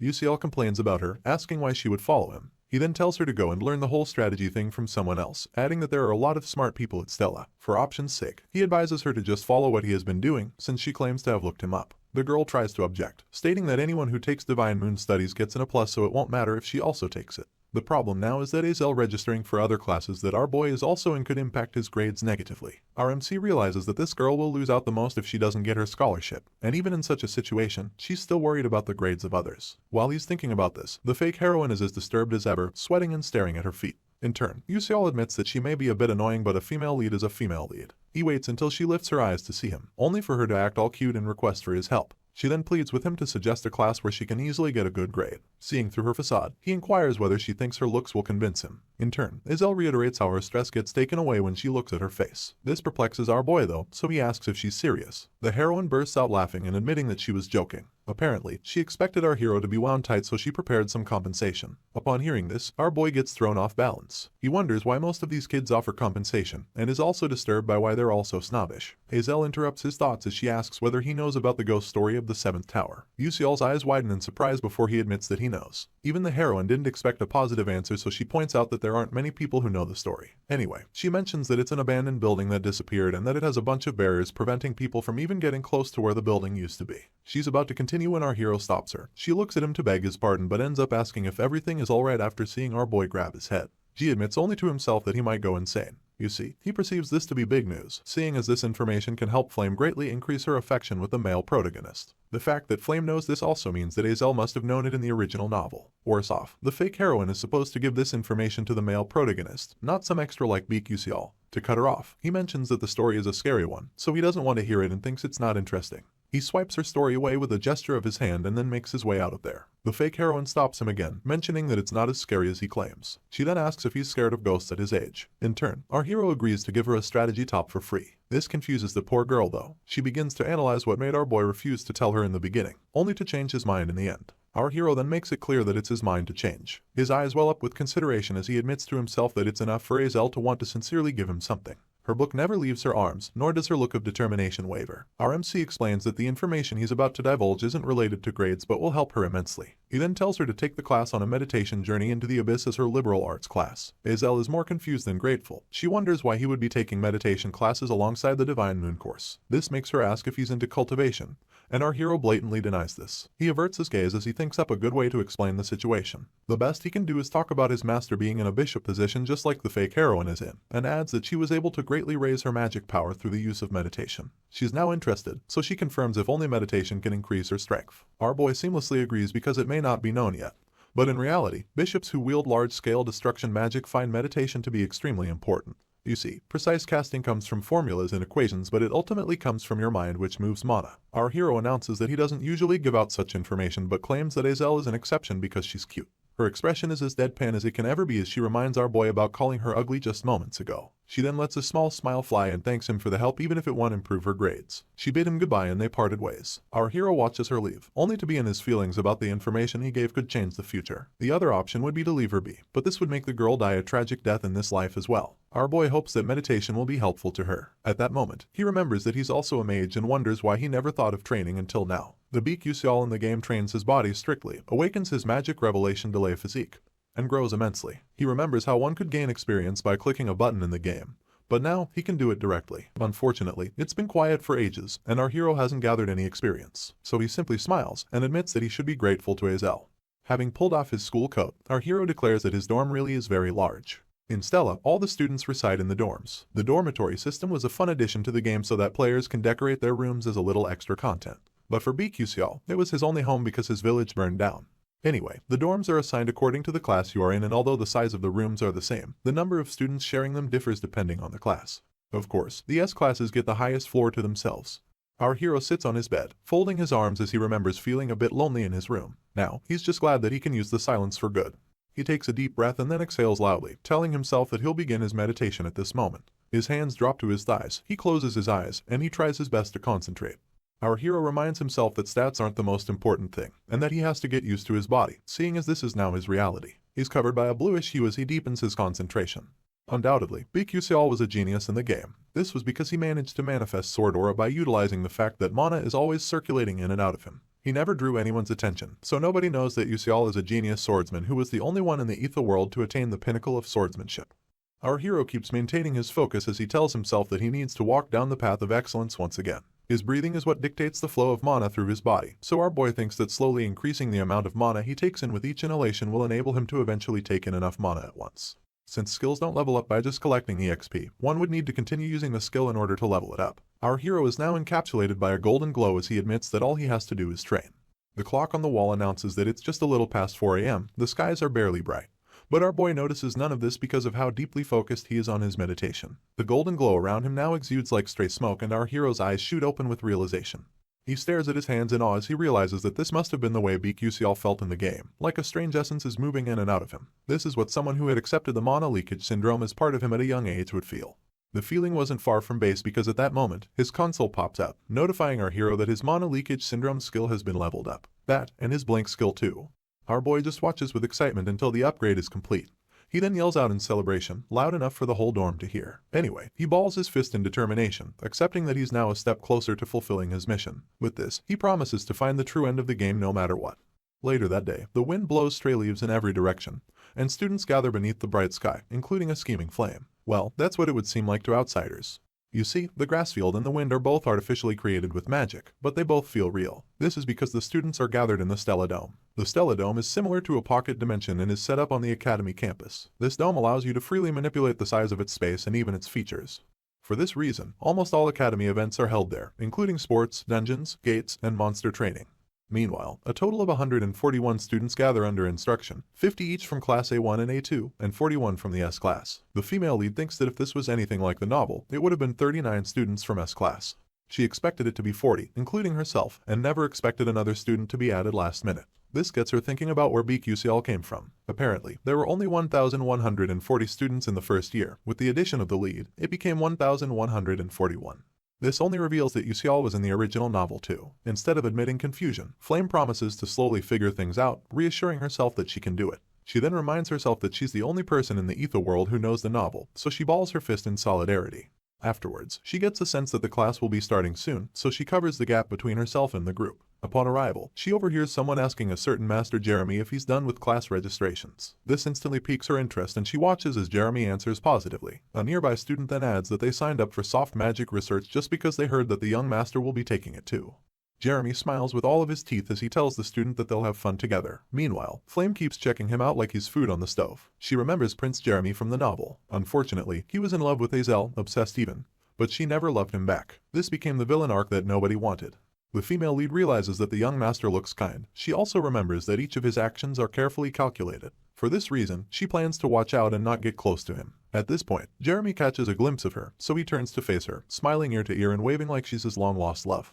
In turn, Flame smiles and waves too, pretending not to be cautious of him. She does admit that he's good looking though, and adds that she understands why he has so many people sucking up to him.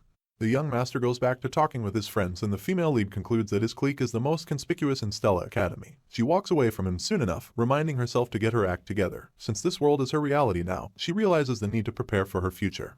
Jeremy watches her go and a smile creeps onto his lips as he thinks about her.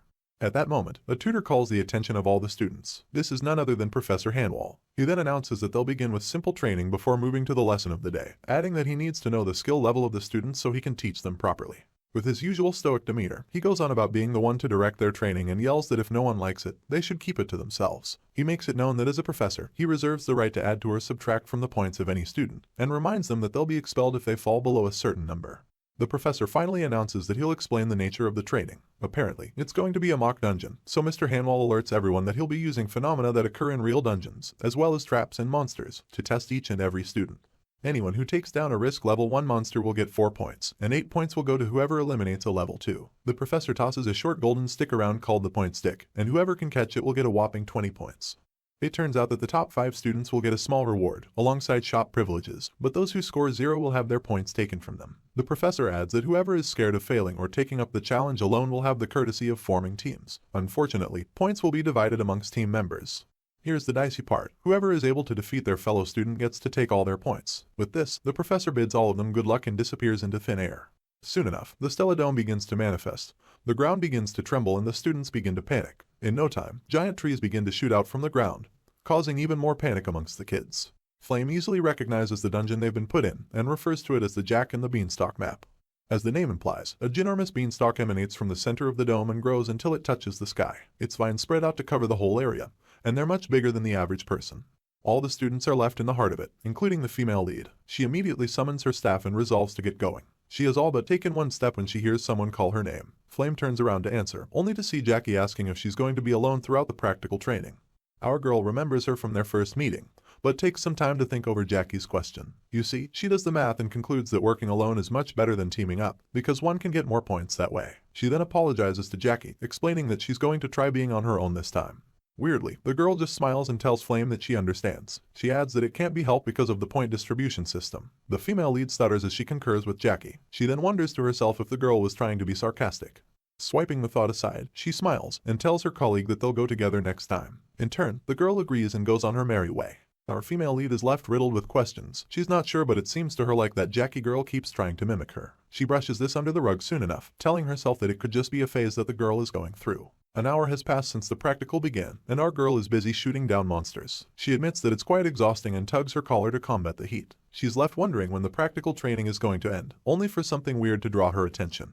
She immediately becomes alert as a bunch of hefty vines makes their way towards her with the speed Hermes would envy. In turn, she lifts her staff and activates a defense spell which helps her push back the vines. After this, the vines retreat and the girl is left standing with a sizzling staff. She's taken aback that the field also attacks, so she gives kudos to Stella Academy for making it impossible to underestimate even the dungeon practical training. So far, Flame has collected 18 points, but she's unimpressed because someone could easily surpass her by finding 1 point stick. She decides to continue moving forward, so she puts one leg in front of the other carefully. In no time, she stops in her tracks, her senses picking up a certain presence in the distance. She first mistakes it for that of a monster before realizing that it belongs to a person. She becomes worried at this point and grips her staff with everything in her, seeing as she has never encountered someone who could hide their presence to this extent. She continues to stay quiet until she comforts herself that everything will be okay. Apparently, she's also hiding her presence using the one with nature skill. With specialties like bind, destruction, defense, and healing, it would be an okay choice for Flame to ambush an opponent. She hides behind a vine, using it as shade as she spies on this opponent. She soon realizes that he's holding a stick and it dawns on her that he's actually BQCL. In turn, our hero feels a presence nearby, so he turns around in search of it. Meanwhile, Flame wonders if he's also going around alone. She crouches as she recalls hearing that many students tried to team up with our hero but he rejected all of them. Just as she admits that she's uncertain about what our boy is thinking, her eyes pick out the point stick in his hand, surprising her that he already obtained one. She takes a few moments to think it through and then concludes that this is the perfect chance. She spies on UCL once again and resolves that she's going to test him. Our girl then summons a light cluster using her staff and as instructed, the lights begin to gather around it. She quickly calculates that our hero is just 15 meters from her current location. Seeing as his back is turned at the moment, she concludes that there's no way he can perform a defensive tactic from such a distance. Just then, the female lead expands her spell, steadies herself, and finally releases a light bullet. Said bullet bolts through the once quiet air in a burst of gold. It comes close to our hero, so close that he only sees it via the corner of his eye. He activates his blink skill last minute and does some bolting of his own. Flame's jaw literally drops from the shock. She stares at where she had aimed her spell, but all she can see is a black patch. Her staff trembles in her hand as she tries to understand how he did it, how he managed to avoid a second-class spell in such a small distance. While she's still in shock, our boy had successfully blinked into the bushes a few ways from her location. It's his turn to hide and spy on his opponent, but he mutters under his breath, asking if she's trying to kill him or something. The light bullet she had used out of nowhere really took our hero by surprise. Now, he's just grateful that the level of his mana leakage syndrome increased, else he would have been in big trouble. At this point, our hero's blink skill lies at class 1, with a maximum distance of 12 meters, 2 more chances to be used, and a cooldown time of 3 seconds. After looking through his stats, he realizes that he can take on Flame to some point, using his remaining 2 blinks alongside his environment, but he concludes that avoiding her would be the best choice. With this, he activates his blink twice and goes 24 meters ahead of her. After sticking his landing, he concludes that he'll be fine since she's so far away from him. Our hero takes a good look around though. He then admits that his present goal is to come in 5th place, so there's no reason for him to risk anything. There's a reason he wants to make 5th place, and that's for the etheric roots. These are roots capable of increasing the health and strength of the user by a certain amount. He concludes that the first 4 spots are going to be taken by the main characters anyway, and in this state, all they need is 3 more point sticks.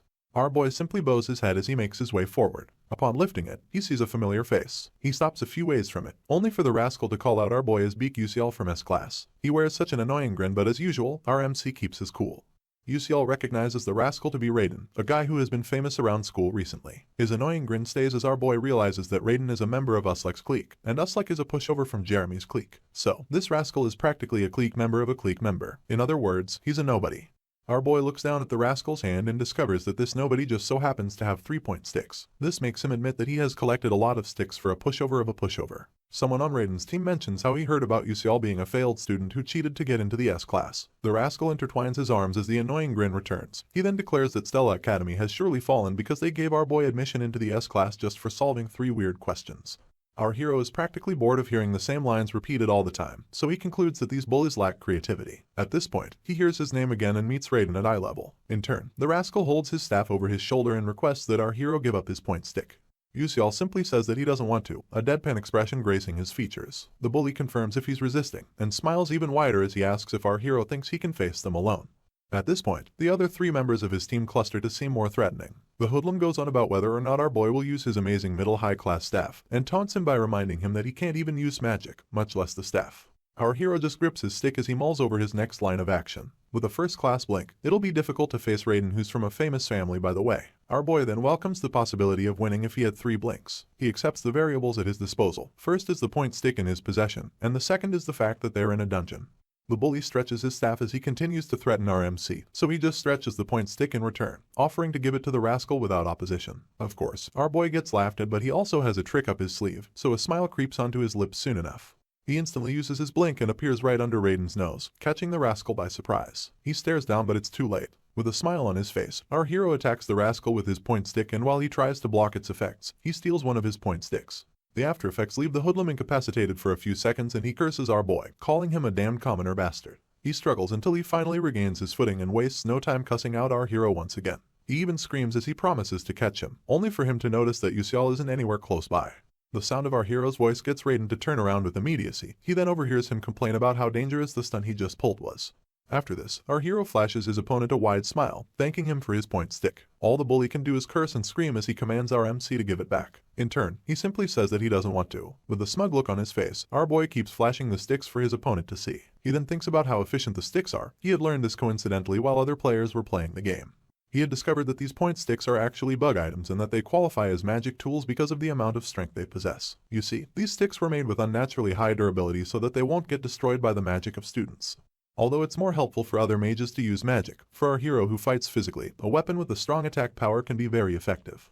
For the millionth time, Raiden curses our hero, adding how perplexed he is because he has the audacity to swipe his point sticks. He then yells at the rest of his clique for standing around and sends them to attack UCL. At this moment, the entire dome starts to tremble like it did in the beginning of the practical training, leaving the bully no choice but to curse his bad luck. Amidst the trembling, he still yells at his team to load up their magic and adds that they shouldn't let our hero get away. Fortunately, our boy is sneaky enough to slither away and only gets noticed after putting a reasonable distance between himself and his pursuers. One of them alerts the others, so they all line up and fire water elemental attacks at him. He glances behind and notices 2 attacks rushing towards him. This makes him admit that his opponents are better than expected. Not good enough to catch him though. At that moment, he activates Blink and evades both attacks simultaneously. Raiden yells as he asks where our hero went, but his teammate can only complain about how fast he's moving. Our hero keeps blinking from place to place, seeing as he has more experience in player versus player, and also has the advantage of using terrain features as he pleases. The bully's eyes dart from side to side as he declares that all they have to do is hit the hero once. His friend then points out that the dungeon is trembling, but Raiden shouts at him to calm down because he believes our boy is nearby. He instructs his friends to wait until the terrain stops trembling, and to attack our MC together if they see him. He then warns them be careful about the magic rebound in case their magic fails. Once again, the hero appears beneath Raiden's nose, only to smack him silly using the point stick. The rest of his team lament behind him while he groans in pain.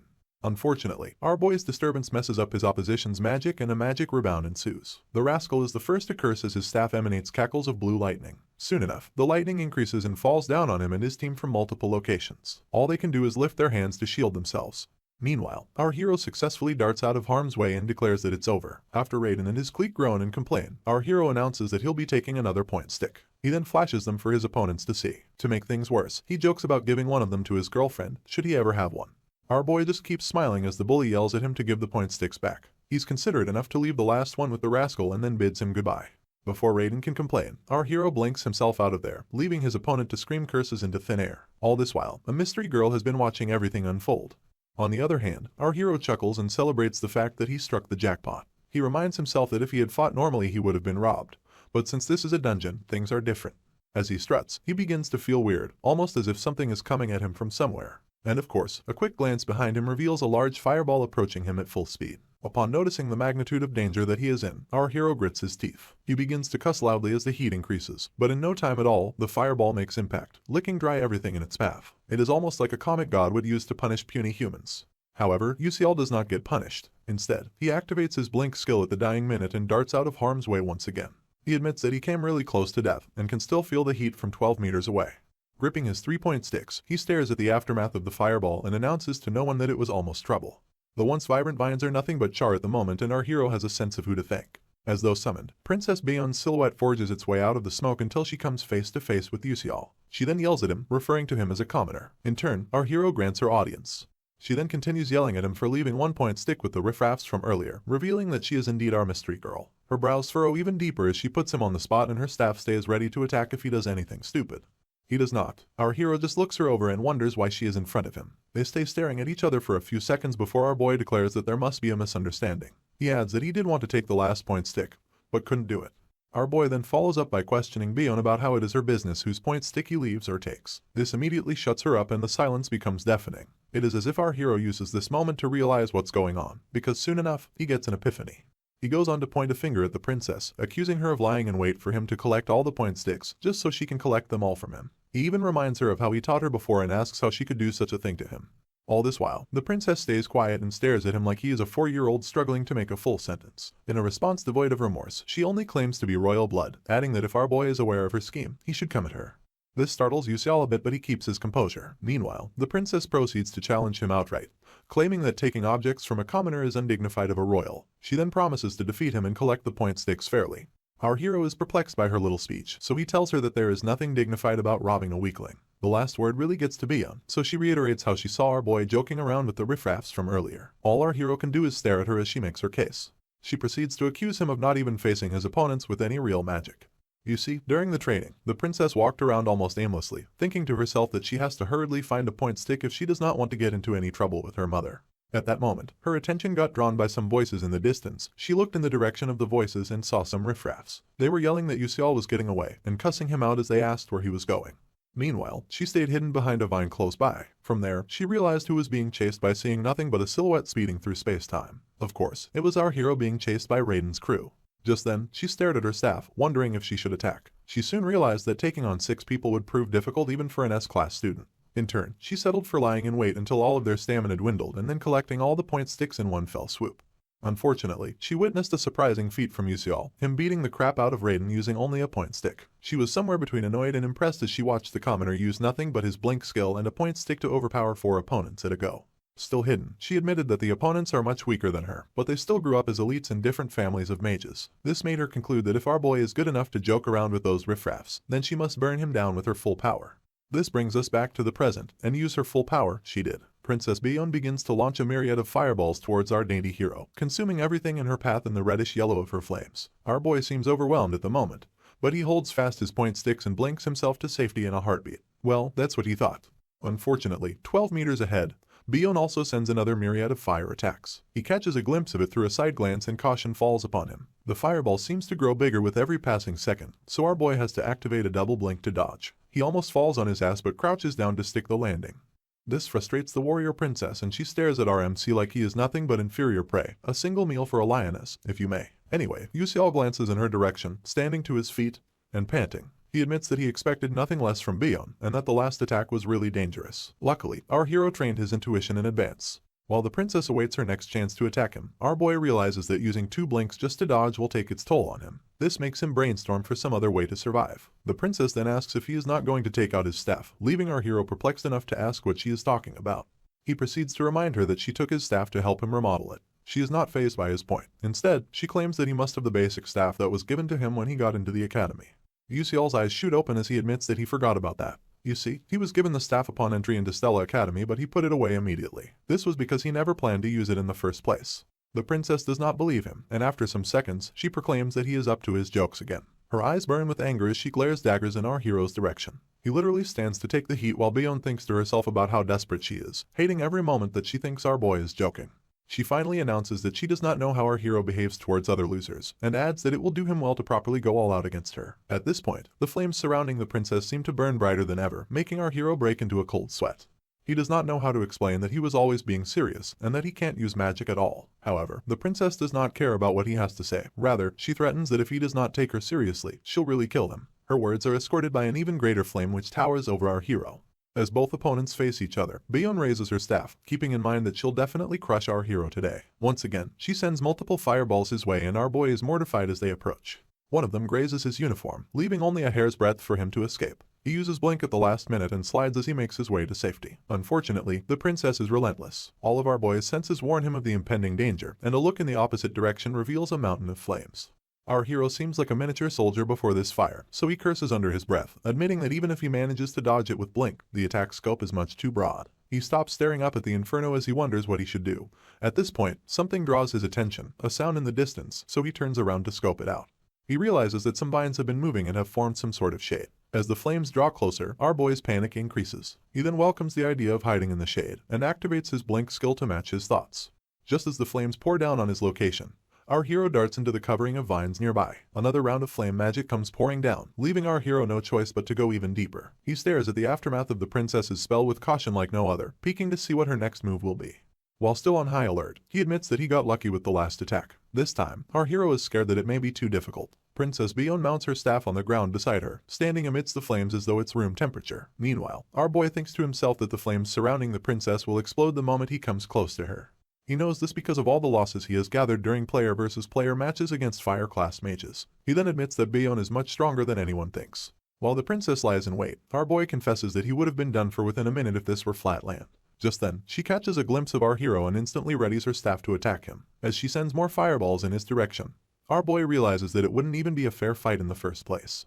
About 10 fireballs come face to face with him, but this time, he does not flinch. He clenches his point sticks as he births a plan to turn things around, asking the princess if she thinks he'll just stand there and do nothing.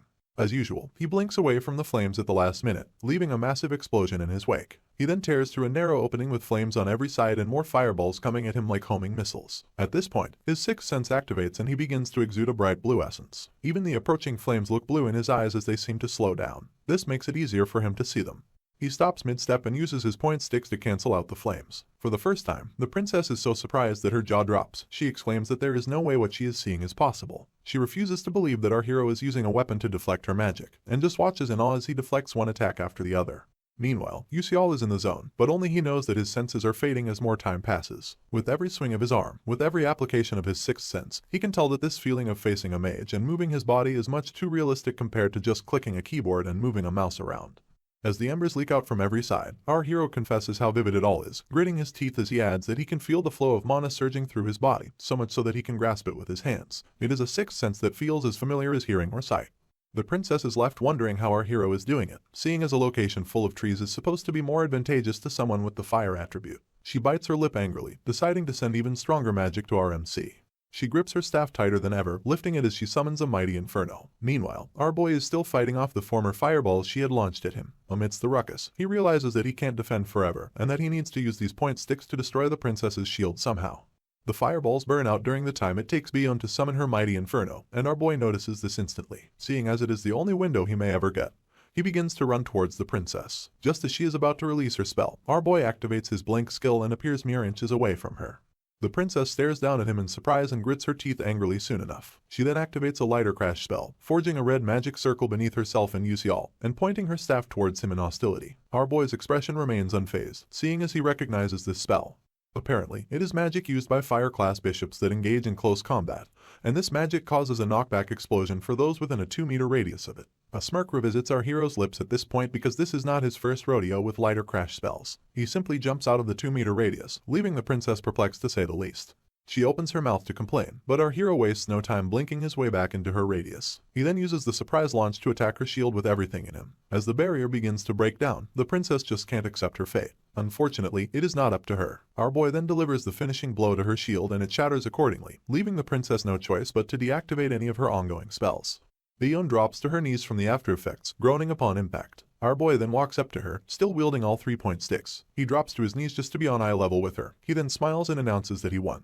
This makes the princess blush with embarrassment, but she is mad at the same time. Anyway, our hero gets back on his feet, only for the princess to ask about his true identity. He plays it cool as he claims that he is nothing other than a normal student. At this point, he diverts his attention to someone behind him, yelling that she can stop hiding and come out now. True to his words, a silhouette behind a nearby tree finally reveals herself to be Flame, the female lead. Having been caught, the female lead takes gentle steps towards the other two. Upon reaching earshot, she announces that she was not hiding, and proceeds to ask our hero how he knew she was there. He just lets out a nervous laugh, lying that he just had a feeling. In truth, it was a result of the Mana Revelation Delay Physique's sixth sense. The girl's features soften upon hearing his reason, but she asks how he broke Bion's shield with only a training tool like the point stick. Our boy becomes cautious of her at that moment, seeing as she follows up by asking if the feat he performed was also a feeling. This makes him realize that this kind of bug, one allowing strengthened devices to be used as weapons, wasn't in the original novel. He then concludes that he can't just tell Flame the truth. Instead, he smiles awkwardly, pointing at the sticks as he claims that they're really sturdy. She does not buy a word of his story, so she clapbacks that training devices have their limits. She then asks if our hero thought he could use the point sticks to break a magic shield. She follows up with yet another question, inquiring why our boy thinks normal knights disappeared from this world. Her questions strike a chord in Yahello, making him admit to himself that the female lead is right. Worse off, he does not know how to respond to any of her questions. Flame goes on about always thinking he was weird, but now all she is interested in is knowing who our hero really is. Princess Bion also stares quietly from behind, awaiting our boy's answer. Drops of sweat make their way down his face as he realizes that he is in a tough spot. The bad part is that it hasn't even been a month since he arrived in the game. The situation makes him mull over the option of revealing his identity, but he quickly swipes this aside because of how dangerous it is that Flame has no reason to keep him alive. He finally speaks up, reiterating that he must seem suspicious to the female lead but isn't actually a bad person to her. She does not understand what he meant by that, so she asks him about it. In turn, our hero's nervous smile returns and he explains that if anything, he wants to help her. This does not clear up her suspicions, but just as she is about to ask our boy who he is for the second time, he takes it as his cue to make an exit. He lies that he would like to tell her more but does not have the time. In that vein, he waves the girls goodbye and they watch him leave. Bion's eyes are still full of malice, so as our boy celebrates internally about his escape, she throws all 3 of her point sticks at him, causing him a great deal of pain. She is surprised that they actually hit him and our hero turns around, trying to soothe his pain by rubbing the spots she hit. He then laments that she should have used her words if she had any complaints. In turn, she admits that she thought he would catch them, and asks how he can't catch point sticks but can dodge other types of traps and magic. Our hero is still nursing his head as he thinks about the Mana Revelation Delay Physique having a limit. He says nothing about it to the girls, and only laments about how much his head hurts. You see, how long our hero can sustain the sixth sense solely depends on his mind power, and since his mind power has bottomed out, his migraines are now very severe. Yahello proceeds to question Bion about why she threw the sticks at him. She only claims that she lost their tiff and adds that they're now his. Our hero wonders if it is the princess's pride talking and fears that his ranking will rise too much if he accepts the point sticks. Worse off, the other prizes are worthless to him. After thinking it through, our hero squats and picks up just 1 point stick. He then flashes Bayon a smile as he tells her that he is fine with the one, and adds that she can keep the others. With this, he turns to leave and waves them goodbye for the second time. He is so moved by how cool he is, seeing as he is now a man who shows kindness to the opponent he beat. Our boy even blushes a bit as he heads out with this new sense of self. Meanwhile, both ladies are unimpressed. Flame asks the princess if Yuseol is an idiot and she thinks he could be. The princess just blames his lack of common sense on the fact that he is a commoner. She then stares into the abyss, still worried about our boy's identity. Meanwhile, a magic device placed in a boardroom reveals the location of every student taking part in the practical training, representing them with nothing but red dots on a screen. From time to time, each student takes center stage as they battle whichever opponent comes their way. In the boardroom, Professor Hanwha looks back, half disgusted, as his superior declares that the S-class students are incredible this year. This superior is none other than Elder Telix of the Magic Council of Elders. He even admits that the training was worth coming to watch. Beside him stands Jarina Aeon of the Blue Mage Tower Board of Directors, and she also concurs that it was fun, adding that she was more impressive when she was younger though. Mr. Hanwha can only stay quiet in the midst of so many superiors, seeing as so many big shots have come just to watch the new students in a practical exercise. His eyebrows stay furrowed as he realizes that they have to come if they want to recruit new talent, and concludes that most of the other professors are also watching the exercise. His attention is drawn to the screen when two high-ranking students come face to face. The professor curses under his breath seeing as these students are Ma Yuseong and He Wenryong respectively. Both boys then prepare their staves as soon as they lock eyes, but Wenryong is the first to attack. He sends a streak of blue lightning after his opponent, only for Yuseong to dodge it with some magic of his own. The genius practically phases out of harm's way, but it is nothing like our hero's blink skill. It is more like a trio of spells that allow him jump from one air pocket to another. Jarina calls it a third-rank power jump activated in succession, and Elder Telix is impressed that the genius can do that at the age of 17. As usual, the professor stays quiet, thinking to himself about how a normal mage would generally have to be in their mid to late 20s to be able to master third-rank magic, but here Yuseong is, using it freely at 17. As they continue to watch the altercation, another member of the Magic Council of Elders expresses his disbelief and points out to everyone that both boys have 3 elements each. Yuseong controls earth, lightning, and fire magic, while Wenryong possesses wind, water, and fire magic as well. The professor watches them go and realizes that most mages have only 1 element. Most of them only gain 2 after vigorous training, so by all ramifications, 3 elements and above is considered to be talent. Meanwhile, the genius, using fire as his major element, continues to face off Wenryong who uses water as his, and these two have possessed their talents from birth. For the first time, Mr. Hanwha's expression switches from stoicism to panic as he hears a loud cawing sound. At this point, he and all the other visitors witness a large winged beast with flaming blue eyes and talons the size of 2 children as it lands in the middle of Yuseong's battle. The professor refers to it as a hidden boss, and said beast lets out a loud cry as it begins to descend. Both students watch with caution as the bird continues to fall, and soon enough, it thumps against the ground in defeat. Out of the blue, Azel asks if both boys were in the middle of a fight, and they soon realize that she's standing on top of the hidden boss. The fake heroine quickly apologizes for the interruption, and it becomes clear to Professor Hanwha that she took down the beast. You see, a hidden boss is a type of hidden event that only appears when a mage has abilities to a certain amount. Not only are they hard to find, but it is also difficult to defeat them. Azel makes her way down from the corpse of the hidden boss, leaving the professor in awe of the fact that she took it down by herself. One of the elders present refers to her as the eldest daughter of the traitor Grand Duke Malf, and Elder Telix adds that it is unfortunate that her talent will not bloom like it is supposed to because of her father. His attention is drawn to the screen soon enough, and he witnesses our hero going up against the Adalbit princess in a battle of flames. He and the other elders watch with rapt attention, but his hand makes its way to his chin as he wonders who the princess is up against, stating that he has never seen the person before. At that moment, our boy uses his signature spell and the elder's eyes open in shock. He is left wondering if he just witnessed a blink spell. It turns out that multiple mages and countless scholars have been trying to control the blink skill for hundreds of years, but everyone failed, either dying or becoming crippled from the after effects. Because of this, scholars ended up giving up. It is established to be an impossible spell to control, so you can understand Elder Telix's shock as he witnesses a student who can control blink effortlessly as though it is in his hands and feet. The more our hero combats Bion's attacks with his point sticks, the more the elders ask who he is. Professor Hanwha has no choice but to introduce him, mentioning that our boy's name is Bikusial. The elder turns to listen to him, so he goes on about how our boy is a unique student whose specialty is using the blink skill. The other scouts begin to talk amongst themselves after hearing this, adding that this is a completely different league from Yuseong, Wenryong, and even Azel's overwhelming power.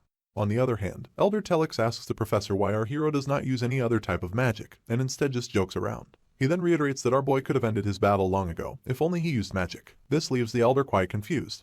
Suddenly, a voice from behind announces that our hero is actually fighting with all seriousness. They turn around and witness as a cloaked young man makes his way into the boardroom at this point. The other elders then refer to him as Eltman Eltwin, and the young man smiles softly towards them.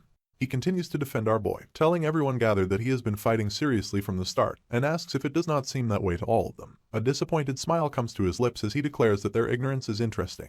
He then goes on about our hero's fighting style, reminding him of the chivalry that once existed in the old generations. His words are taken literally, and even Elder Telex inquires whether he is referring to the same chivalry that disappeared alongside the old weapons.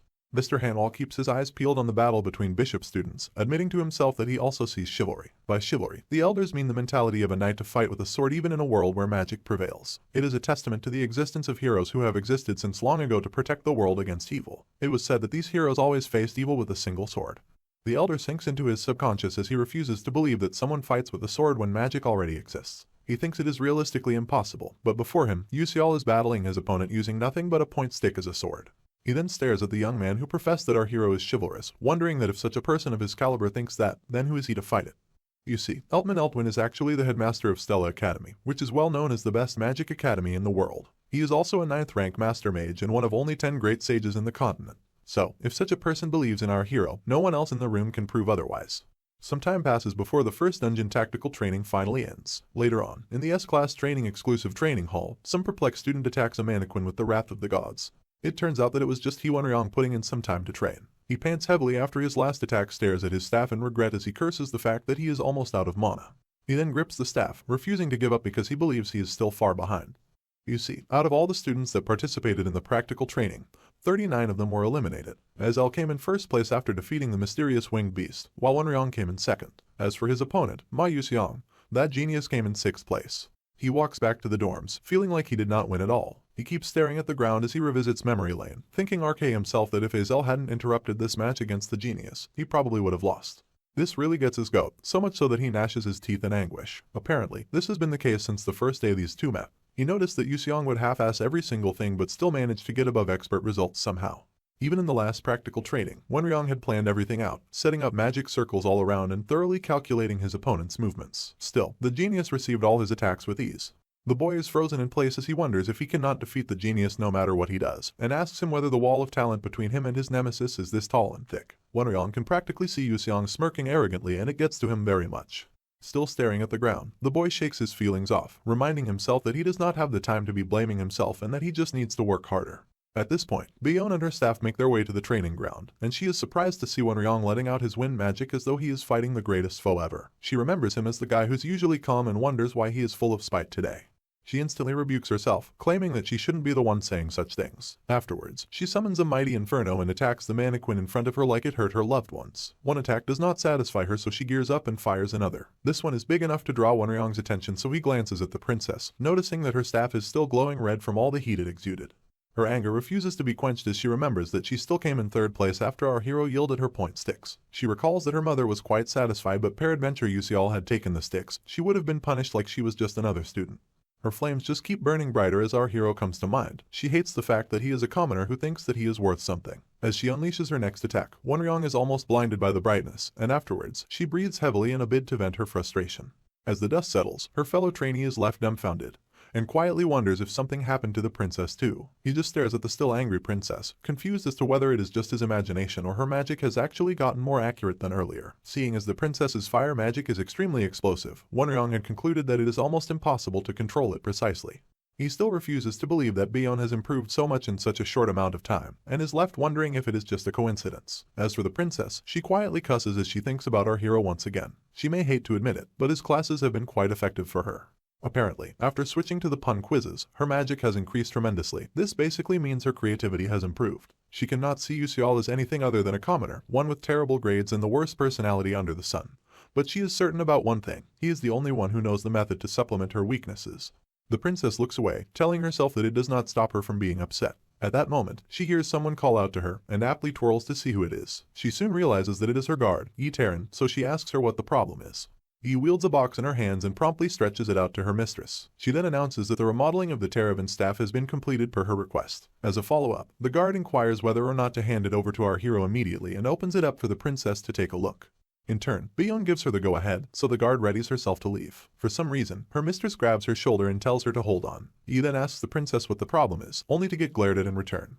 It is high noon in Stella Academy. It is either that or the sun is out to smite an enemy. Anyway, Princess Beyonce arrives at the second main tower that afternoon with the remodeled Terravan staff in hand. Apparently, she had collected it from you to deliver it personally, and is now at the main tower because she heard it was our hero's last known location. Normally, this tower houses the faculty's research facilities, and it gets her thinking that Yusial may be there to see a professor. A wave of realization washes over her and she blushes in embarrassment. She backs up as she asks herself why she came over since she can just hand him the sword at the training hall. The new feeling is shame as she notices that giving him the staff at the facility makes it seem like a royal is following a commoner around. Shame turns into disgust, so she resolves to just return to her dorm. Unfortunately, she does not go unnoticed as a teacher calls out to Her Highness. Bayon then pays her some attention and realizes that it is Miss Hamrel, her middle-aged teacher with purple long hair. Anyway, the princess admits that it has been a while, and almost refers to Miss Hamrel as a teacher when she is actually a professor. In turn, the professor quips that the princess has already gotten so old, but it still seems like just yesterday that she was teaching her magic at the castle.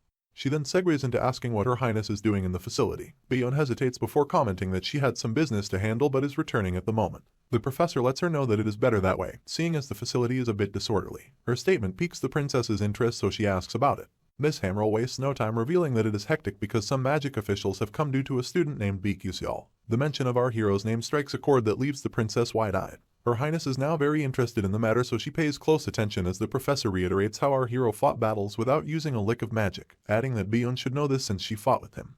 Her Highness averts her gaze to the ground shamefully, realizing that her former mentor watched her fail. She regrets showing something so unsightly to the teacher she respects the most. The professor notices this almost immediately, so she tells her student that she does not need to blame herself, adding that her opponent tried his best. This does not do anything for Her Highness. Instead, she asks if her mentor feels the same way even if Yusial did not use any magic. In turn, Miss Hamrel claims that it is because of our boy's creed. This is news to Bayon, so the professor reiterates how the headmaster saw our hero fighting and proclaimed that he was doing so with a creed, adding that the headmaster mentioned our hero's efforts to revive chivalry which was lost many generations ago. Her Highness almost loses her bearings as she raises her voice to repeat her mentor's last words about chivalry. She then admits that the theory makes sense, and soon enough, she slips into her subconscious, replaying how our boy had used his point sticks as a sword during their battle. She stares at the remodeled sword in her possession and wonders if chivalry is also the reason why our hero wanted it. A gulp of saliva ensues for the princess before she goes back to talking with her mentor. She reiterates not using magic in a magic academy will only attract penalties for our boy. Worse off, he'll end up receiving penalty points during magic practical training, amongst other things. Miss Hamrel intertwines her arms as she concurs with Her Highness, adding that our hero has decided to walk that path despite the consequences. She thinks it's incredible that Yusial is still pushing himself after the great achievement that is Blink. Bayon, on the other hand, just quietly stares at her mentor as she adds that she thinks our hero's creed must be the real deal. Later on, the princess stops by an alleyway to sulk, thinking to herself that everyone would mock anyone who said they dreamed of chivalry, and wonders if our boy wants to be a knight in this generation, whether he is doing it as a joke or seeking it sincerely. Just as she starts to feel guilty about getting mad at our hero and telling him to stop joking around, he shows up. He wastes no time asking what the princess is doing in an alleyway, all while chewing on the ethelic root he got as his prize for 5th place. Bayon's cheeks stain red from embarrassment and she quickly clarifies that she's not there because of him. Confused, our hero also makes it clear that he never said she was. It becomes a stalemate as the princess stares daggers at our hero and he shoots her a dumbfounded look in return. She just gives up, looks away, and stretches his remodeled staff at him, yelling at him to take it. Our boy gets excited immediately and thanks the princess for it. His eyes cannot hide his intrigue as he pops the box open to reveal his staff. He discovers that it is a shapeless sword, but just swipes the thought aside seeing as the people of Adalbert have excellent craftsmanship. At this point, our hero bears no regret over helping the princess. Riding the wave of his excitement, he asks Bayon if he can keep the box, mostly because he thinks he can fetch a good price if he sells it. She just shuts her eyes and tells him to do as he pleases. In turn, our hero does a small dance to celebrate the free money coming his way. The princess isn't the least bit surprised by our boy's commoner behavior. A sort of sadness finds its way into her eyes soon enough, and she calls out Yusial's name. Our boy replies to her excitedly, only to get asked if he really isn't going to use other magic. The question takes him by surprise, so he stares the princess straight in the eyes, making her blush some more and hate every moment of it. She bites her lip in regret and immediately tells him not to bother. She then spins around, announcing that she'll be leaving. Still confused, all our hero can do is watch her go. After a few seconds, he also turns to leave, trying to decipher what she meant by other magic, especially because Professor Hanwell said something similar earlier. Our hero revisits the memory of his professor gripping his shoulder and claiming that he has chosen a difficult path. The man had told our boy that he understood his intentions, adding that he would respect his creed or some nonsense like that. Bottom line is that the entire thing confused our hero, but he accepts that what's good is good. For now, he grips his sword, knowing full well that as long as he has it, he'll be safe enough for the next episode. Up next, he decides to give it a proper look. The sunset stains a now empty training ground and our hero arrives there just in time to test his new sword without the prying eyes of the public. He wields it soon enough, asking himself if all he needs to do is channel his mana into the staff. Upon gripping it, a golden hue begins to surround the wand, and the more mana he pours into it, the more it transforms into a sword so sleek it would give gladiators a run for their money. The glint in our hero's eyes cannot be compared to anything. He is just really excited at how cool his sword turned out to be, seeing as it turned out much better than he expected. He lifts the blade towards the dimming sun and it still shines. His demeanor then drops once again as he thinks about Flame being the one who's supposed to wield the Terravan. You see, the female lead is quite special. Even though she is human, she can wield elf, angel, and even dwarf magic. As for the Terravan, it turns out that the staff cannot be used by just anyone because it continually absorbs the user's mana. But Flame has the ability to recover her mana using the energy of nature, and uses the Terravan as her lethal move in the game.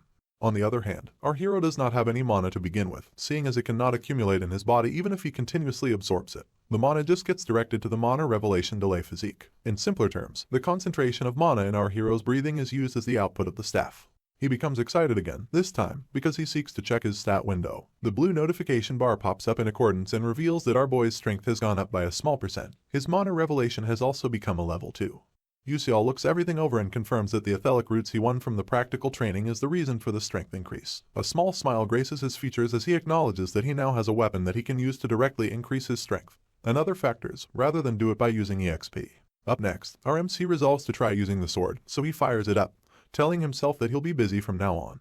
Days pass, and the students gather for a mandatory class where the lecturer announces that they're going to learn actual magic. The students just line up a small ways from him and listen as he yells at them to spread out and hold their staves. This professor is none other than Virion, the magic defense lecturer. Mr. Virion does laps around the training ground as the kids practice their magic shields. A quick glance around makes him admit that there are quite a lot of talented students in his current group. He's even happier because he lined them up according to their ranks. At this point, something sticks out like a sore thumb and the lecturer shoots questioning looks in its direction. It's our hero, Beak Yusial, and the lecturer wonders if he's the infamous S-class that everyone is talking about. He only sees our boy as a commoner who managed to resonate with a middle-high class staff and got 5th place in the dungeon practical training.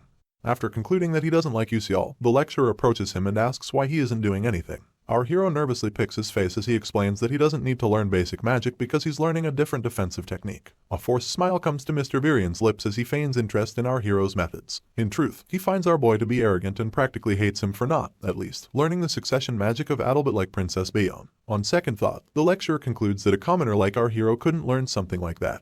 He heard that our boy can't use any magic other than blink, and for this reason, Mr. Virion puts him on the spot, asking him to show the other students an example of this incredible defensive technique that he's talking about. Our hero remains silent as the lecturer scans the room for a suitable opponent, and finally, the man chooses Morso from B class. In response, the brown-haired scrawny kid flashes our boy an arrogant smirk. You see, Professor Virion believes that connections are important for a magic defense lecturer like himself to stay at Stella Academy, and Morso Dordan, who's from the Scalvan Empire, will prove to be useful if the lecturer leaves a good impression on him. In turn, he asks our boy what he thinks about the duel whilst mulling over how good it'll be if Morso shows impressive magic against an S-class student. Yusial doesn't see any reason not to duel the boy, so the professor tells both contenders to step onto a platform. They obey almost immediately and stand face to face while the other students watch from down below. Some rascals in the crowd yell at Morso, telling him to kick our hero's butt, and another rascal announces that he should embarrass our boy publicly. A smile visits the noble's face as he assures his friends that he will. This little show of classlessness opens our boy's eyes to the fact that his opponent is part of Uslek and Raiden's crew. None of this dissuades him. In fact, he thinks it's good. It turns out that our hero is only taking the class because it's mandatory, and there was nothing to do since he can't use magic. A glance in Mr. Virion's direction reminds our boy that the lecturer has been notorious since the first year episode. Anyway, he flashes a soft smile and resolves to check the results of all his training up until this moment. As Morso wields his staff in preparation, the professor declares that the duel will be based on attack and defense turns, and adds that the contenders cannot use any magic outside of the two. The noble gets the first pick and his friends begin to talk among themselves. One confirms from the other if Morso will win, adding that he may be good at defense, but has also learned offensive Earth-class magic. In response, the other boy admits that it'll be difficult to defend against that. Jeremy just stays smiling as he eavesdrops on their conversation. At this point, Mr. Virion asks if both sides are ready, and then indicates the beginning of the duel. Morso instantly uses offensive earth magic and his classmates recognize it to be second rank. Yet another classmate announces that it's the unspoken rule to only use first rank magic during a basic magic practical, leaving him wondering whether Yusial will be okay. Meanwhile, our hero seems unfazed by his opponent's theatrics but stays vigilant nonetheless. The noble thinks of him as an arrogant S-class and then attacks him with the Dordan Stone Pierce technique. This sends a big rock encapsulated by the lime green essence of his magic towards our hero. Yusial watches as it covers the distance, grips his staff-turned sword, and cuts the rock into two. As the remnants disintegrate on either side of our boy, Professor Virion is left in shock. Jeremy stays as quiet as he's always been. But Morso twitches as he refuses to believe his eyes. The fact that his magic disappeared just doesn't sit right with him, but our hero stands there awaiting his opponent's next move.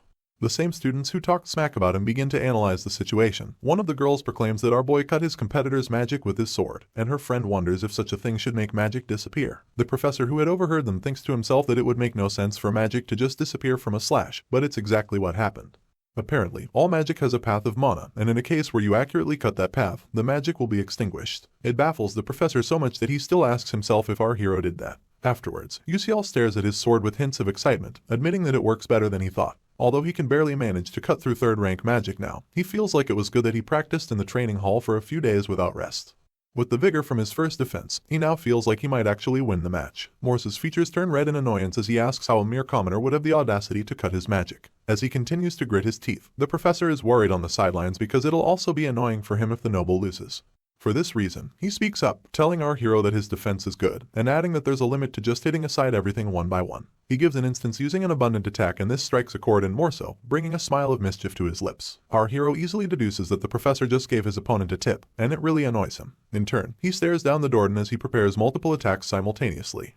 The mischievous smile has come to stay, and the noble raises his staff in retaliation. The cackles from his attack seem to be increasing, making the bystanding students worry that he's doing too much. Some even fear that he'll hurt our hero at this rate, and wonder why the professor isn't stopping the duel. After concluding that his spell will end things, the rascal finally unleashes the Valier Stone Pierce, sending multiple magic-infused rocks towards our hero at full speed. UCL's eyes pop open as he just stands there, wondering what to do. The rocks cover the distance soon enough, but our boy is fast enough to count a total of 11 rocks. He then deduces that there's only one method left if he can't blink or slice them, and that is to block them all. In the presence of everyone, our hero begins to rotate his wand in a way that none of the rocks make it past its axis. Morso almost explodes from the ensuing anger of seeing his spell being dismantled like that. He never expected his strongest one to be blocked so easily.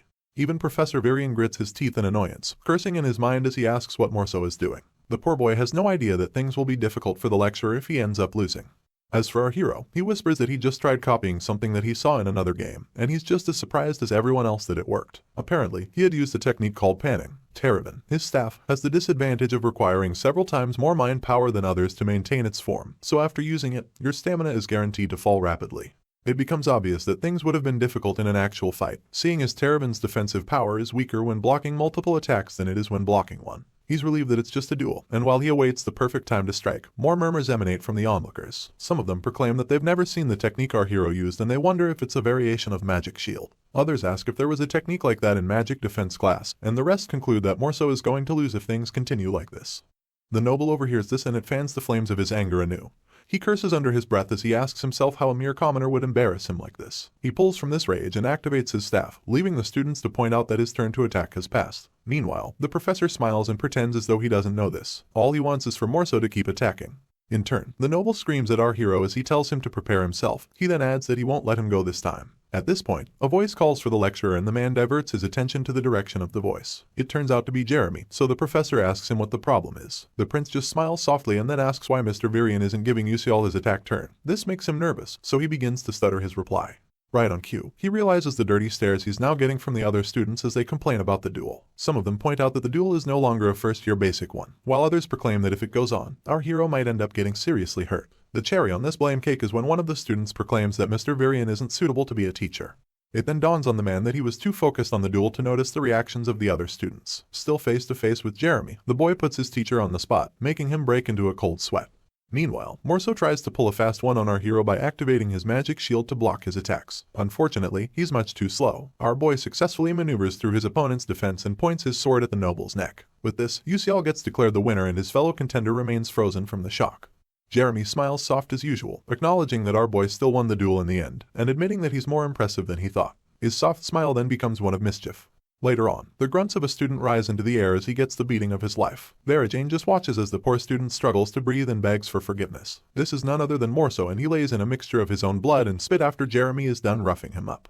With a remorseless look on his face, he wipes his hands and calls out to Varajane. She instantly responds and the prince tells her that his friend seems to be pretty hurt. He then asks her in the softest of tones to take a look at him, adding that he'll be sad if anything goes wrong. She quips that she understands and Jeremy thanks her. Varajane just watches the prince as he leaves and realizes that he referred to Morso as his friend and not his loyal subject. You see, in the Scalvin Empire, the heir to the throne is decided solely by magic ability, and Prince Jeremy Scalvin became the crown prince after defeating his brothers at the young age of 12. The fact that he did not refer to Morso as his loyal subject means that the Dordan family has automatically been thrown out of the political world.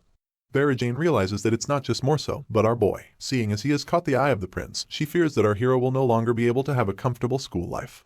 The next day, the wonderful Stella Academy houses a bunch of students and they all make their ways to their various classes. Our hero, on the other hand, makes his way to the lab for an alchemy class. There, some of his mates gossip about him and how he chose to follow the oath of chivalry. They mock him for his choices and proclaim that he's doing it because he's desperate for attention. One of them then points out how our boy won his battle against Morso of the Dordan family, and his friend reiterates how the Dordans are influential in the Scalvin Empire.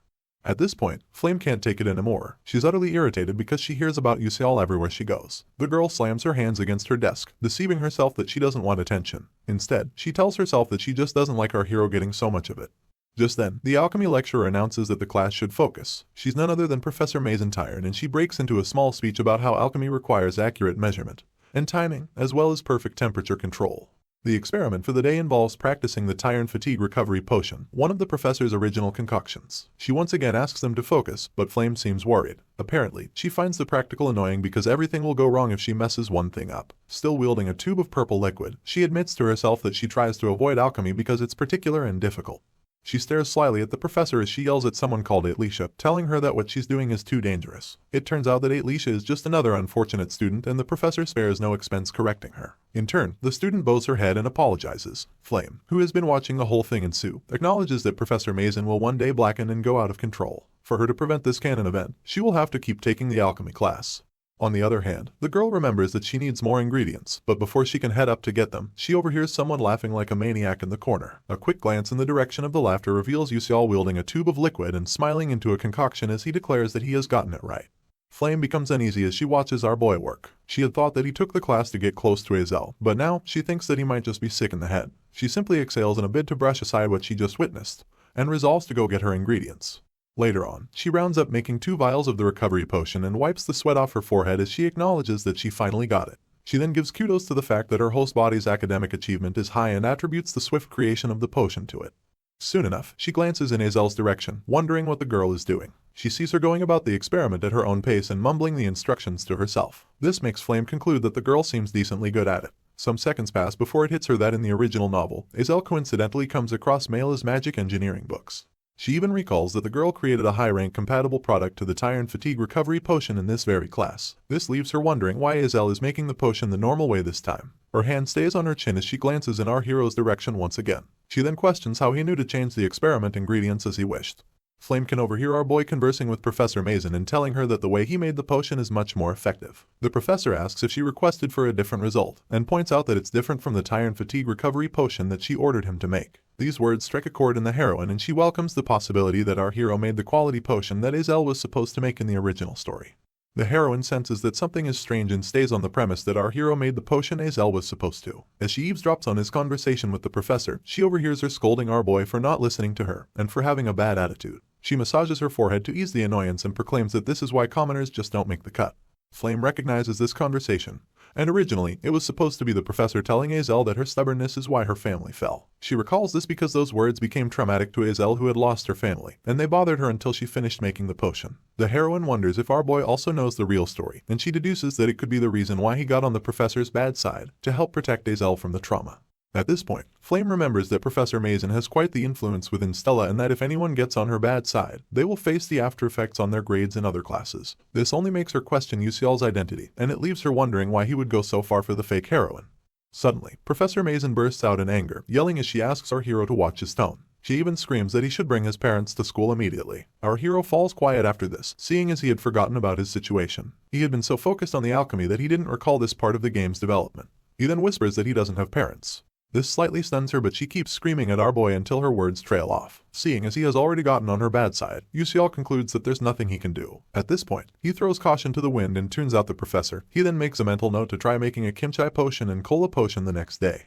After a few weeks, the alchemy professor is still on our boy's case, yelling out his name in front of the other students and reminding him that she has warned him not to use any other ingredients that she hasn't taught him to. In response, our hero calmly tells her that he's creating better results by slightly altering her compositions. This infuriates the teacher even more, and while she's taking out her frustrations on Yusial, he activates his bulbo glasses and pulls up all the information he has on her. Apparently, her dark demon erosion progress is at 21% and she has been confirmed to be a dark demon contractor, the level 8 boss, and a carrier of the dark demonization. After scanning through the info, our hero acknowledges that the progress is going as well as he planned. At this point, the professor is visibly shaking with anger. You see, Mage, also known as the Episode 8 boss, is unable to defeat her dark emotions and ends up undergoing dark demonization. This turns her into one of the villains. Once her dark demon erosion progress reaches 90%, she'll completely become a dark demonic human. But while it's under 50%, it's impossible to find out through magic. Our hero reiterates that she's at 21% currently, making it impossible to report her or prove that she's a dark demonic human. For this reason, he needs to continually provoke her until it surpasses 50%, after which he'll call in the Dark Demon Assassination Squad. For a typical dark demon, there would have been a way to overturn it before she completely underwent the transformation. Unfortunately, Mage is a dark contractor who willingly underwent a contract with a dark demonic human, and their seeds are already blossoming inside of her, making it impossible to reverse. Back to the present, our hero glares at his professor, acknowledging that the 4th episode hasn't even started yet, and that he has to prepare beforehand because she's a very strong boss. If he doesn't prepare, the professor will turn other students into dark demonic humans and also threaten Stella. In turn, Miss Mason intertwines her arms as she reiterates that our hero's attitude is still the same as ever. She then tells him not to expect a good mark in alchemy. He remains unfazed, and it's evident in his expression. He even thinks this is better, seeing as there won't be any additional damage if he continues to receive attention. He then resolves to focus on building his muscles rather than doing assignments. Sadly, he gets blindsided when he discovers that the practical exams are going to be a group project. Worse off, that he's stuck with Azel and 2 other awkward boys in his group. Both boys just stare at each other in silence, and Azel staring at the desk doesn't help matters either. The atmosphere feels like someone died, so our hero takes initiative and introduces himself to the group. The first boy introduces himself as Kasahun, the other one is Mal Lewin, and finally, Azel introduces herself. Lewin immediately buries his face in his palms as he whimpers about their group being screwed. He then proclaims that the professor always gives bad marks to students she dislikes, and that it doesn't even matter if they do the exam. This makes our boy feel sorry for infuriating the professor, only for the fake heroine to finally speak as she points out that they can't just give up. She goes on about how the alchemy exam is assessed by at least 3 alchemists from the alchemy castle, making it difficult for Miss Mason to ruin their grades all by herself. Both Lewin and Sahun brighten up upon this realization. They then smile at each other as they announce that they'll try their best, and admit that they always wanted to work on the project at hand. In turn, our boy smiles softly at Azel and she averts her gaze as though she didn't just turn the tides on their project. Anyway, she explains that it won't be that hard to create the D-Vitality potion given for their assignment, only if they combine their knowledge. She then announces that they have to begin by gathering the ingredients properly. The first and most important ingredient on their list is the tail of the fire lizard, and our hero volunteers to get that. Azel points out that the monster corpse is the most important part of alchemy and makes sure our boy understands that he needs to carefully select it and bring something fresh. Yusial quips that he understands, and his confidence doesn't go unnoticed by the fake heroine. She's left wondering if she can trust him though. Meanwhile, our hero just smiles slyly, knowing full well that he'll simply dropship the fire lizard to his location. Upon nightfall, our hero turns up for a one-on-one meeting called by Professor Mason, only for her to hand him a piece of paper with instructions to give it to the C-Group first-year alchemy students. As she specifies that Team 12 will be exempted, a sinister smile accompanies her statement. In response, our boy quips that he'll do as she says. You see, the alchemy practical exam is done in front of the alchemy castle's official alchemists, and per adventure our hero shows a pathetic sight in front of them. His path as an alchemist will be blocked forever. As the professor watches him leave, she intertwines her arms and quips that she'll teach him what it means to go against a professor. The next day, Flame is busy making use of the S-Class training hall when someone calls out to her. She twirls to see who it is, only to realize that it's Beak Yusial. He goes on to hand her the piece of paper, telling her that it's an alchemy assignment. The heroine accepts the note with thanks, and he adds that they were instructed not to tell anyone about it. Apparently, the professor thinks Flame will understand when told to keep it a secret. She just heaves a tired sigh as the hero makes his way back, keeping in mind that Professor Mason probably meant the note for Team 12 because Yusial is on it. The girl opens the note soon enough, and it reveals that the assignment for the practical exam will be changed from the D-Vitality potion to the Tyrant Point potion. The heroine then wonders if her professor thinks that she'll just do nothing. Soon enough, she gets some sort of epiphany and takes a beat to think things out, asking herself if the hero will be prepared for this incident since he has knowledge of the original novel. She deduces that for the exam, he'll prepare the Idyllic Spider's scales for the Tyrant Point potion rather than the tail of a fire lizard needed for the D-Vitality potion. Flame stares at the note for a little longer and squeezes it within her palm as she resolves to use this another chance to test our boy. A loud announcement is made, pointing out that Beak Yusial has been transported to the Daredevil Stadium. As he makes his way out of the warp hole that transported him there, the first thing he does is complain about his head. The second thing is to complain about how dizzy warp holes make him feel. Just then, his attention is drawn by someone welcoming. A quick glance reveals a blonde lady pointing towards a huge passageway and smiling as she welcomes him to Daredevil. Our hero wastes no time letting her know that he's only a cadet, but she's adamant that a cadet from Stella Academy is worth the same treatment as an official mage. Anyway, our hero begins to draw unnecessary attention as a passerby pinpoints him as a cadet from Stella Academy. Other people begin to murmur after this, some quip that they've never seen the Stella uniform before, while the others express how jealous they are of him.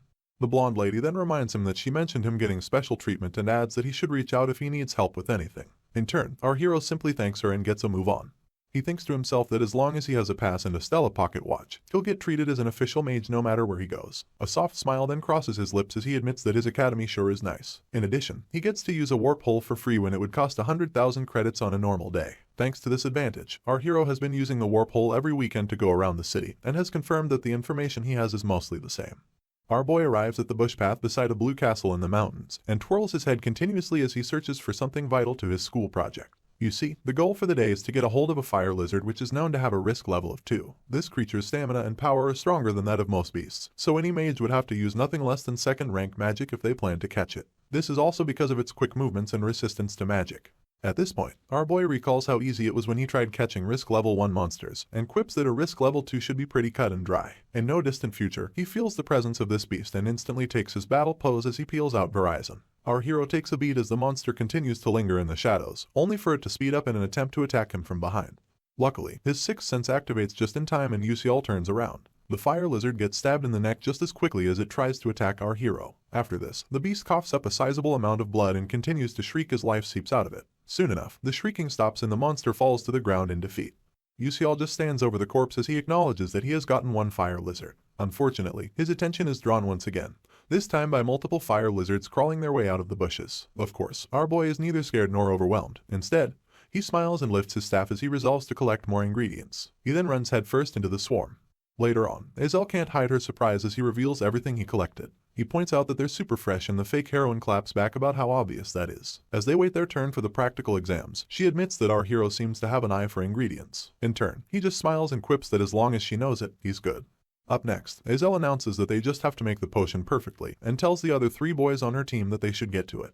In no time, Professor Mason appears in front of the class with 3 other examiners dressed in red hoods. She asks if everyone has gathered and goes on to reiterate that their exam will be carried out in front of alchemists from the Alchemist Castle. Apparently, students that do well in this exam will have a better future in alchemy. The professor declares the beginning of the exam, only to drop a bomb that the subject of the exam will be on the Tyrant Point potion. Yusial instantly breaks into a cold sweat from this ambush. Even Azel can't believe her ears. Miss Mason revels in this as she asks if Team 12 have their ingredients ready, only for the fake heroine to raise her hand in protest, announcing that they thought the exam was on the D-Vitality potion. In turn, the professor tells her that she sent out an announcement about the switch, and goes on to ask the rest of the class just to prove her point. Azel takes a look around and realizes that no one is taken aback by this news. On the other hand, our hero acknowledges that his professor plans to play dirty, and although it doesn't matter to him, he feels bad that his teammates will have to fail because of it. As he wonders if such a thing happened in the original novel, he locks eyes with Flame, only for her to quickly avert her gaze. Our hero is left in confusion as he wonders what just happened. Anyway, the heroine is also having second thoughts about our boy knowing the original novel and wonders why he was unable to prevent the whole examination debacle from happening. Professor Mason verbally attacks Azel, asking her if she prepared the wrong ingredients. In turn, the already skittish cadet sweats buckets in an attempt to make up a reasonable excuse. Sadly, the professor doesn't even give her a chance to speak and goes straight to scolding her for forgetting the goal of an alchemist. Her menacing smile returns as she proclaims that it can't be helped, but just as she's about to eliminate Team 12 from the running, our hero tells her to wait. He raises his hand to signify that he has a suggestion, and confirms if all they have to do is create the Tyrant Point potion. Miss Mason tries to understand what he's talking about, but our boy proudly announces that they will make the potion. He goes on about making it with a higher efficacy than that of the professor and using different ingredients to pull it off. She didn't expect this to happen, so the shock is evident on her face. In turn, our boy smiles and rubs it in, leaving Miss Mason to suppress her anger. While the guest alchemists murmur among themselves, our hero recalls that the core ingredient for the Tyrant Point potion is the Idyllic Spider's scales, and these scales happen to have vast amounts of nutrients. The Tyrant Point potion just so happens to be the thermal supplement created with the nutrients as the foundation. Miss Mason becomes amused as she realizes that our hero is going to try making a thermal supplement using the tail of a fire lizard. She believes that this is much better than she expected and plans to use this as a yardstick to end his path as an alchemist before the eyes of everyone. The professor then agrees to give them a chance and announces that they have 1 hour. Of all 4 team members, our boy is the only one that doesn't seem worried, and Miss Mason makes it worse as she reiterates that they have to make their Tyrant potion within record time. Lewin instantly asks our boy if he's crazy, and Sehun follows up by announcing that he doesn't think he has the right idea. In turn, Yuseol flashes them his brightest smile as he encourages them to try something since it has come to this. All three team members then give each other knowing looks as our hero tells them to trust him. Azel finally quips that it's better to try something than to get disqualified, so Lewin gets on board. And soon enough, Sehun does too. They all resolve to show the alchemists what they've got, and a sly smile revisits our boy's features as he offers to explain what they have to do. One of Yuseol's main interests while he was playing the game was gathering all sorts of recipes, and kept gathering them no matter how trivial they seemed. Luckily, amongst these recipes was the one for Tyrant Point Potion Type B. Back to the present, our hero thinks to himself that he wasn't going to use the recipe because it's one that the professor came up with down the line. He goes on to explain that the reason the Italix spider's scales have a lot of nutrients is so that the monster can hatch its eggs. Apparently, it has a similar feature as the tail of a fire lizard, and our hero goes on to point out a certain blood vessel. He explains how the Alaker tribe in the southern desert is said to use these blood vessels to improve the health of their leaders. Our boy then tells his teammates that using it also results in a longer life expectancy, and adds that they can switch it out with that part of the fire lizard's tail. At this point, Lewin indicates that he has some knowledge about the Alaker's process, and asks if he can handle that part of things. Our hero happily lets him and returns to explaining the process. It turns out that the spike mulberry mistletoe is a vital part of the end product and should be dehydrated using the desert style of mana release. He questions the remaining two members of their team if they know how to carry out the process, only for Sehun to admit that he learned the dehydration method from going around with his dad. He even humble brags about being able to dehydrate all the blood vessels given to him in 5 minutes.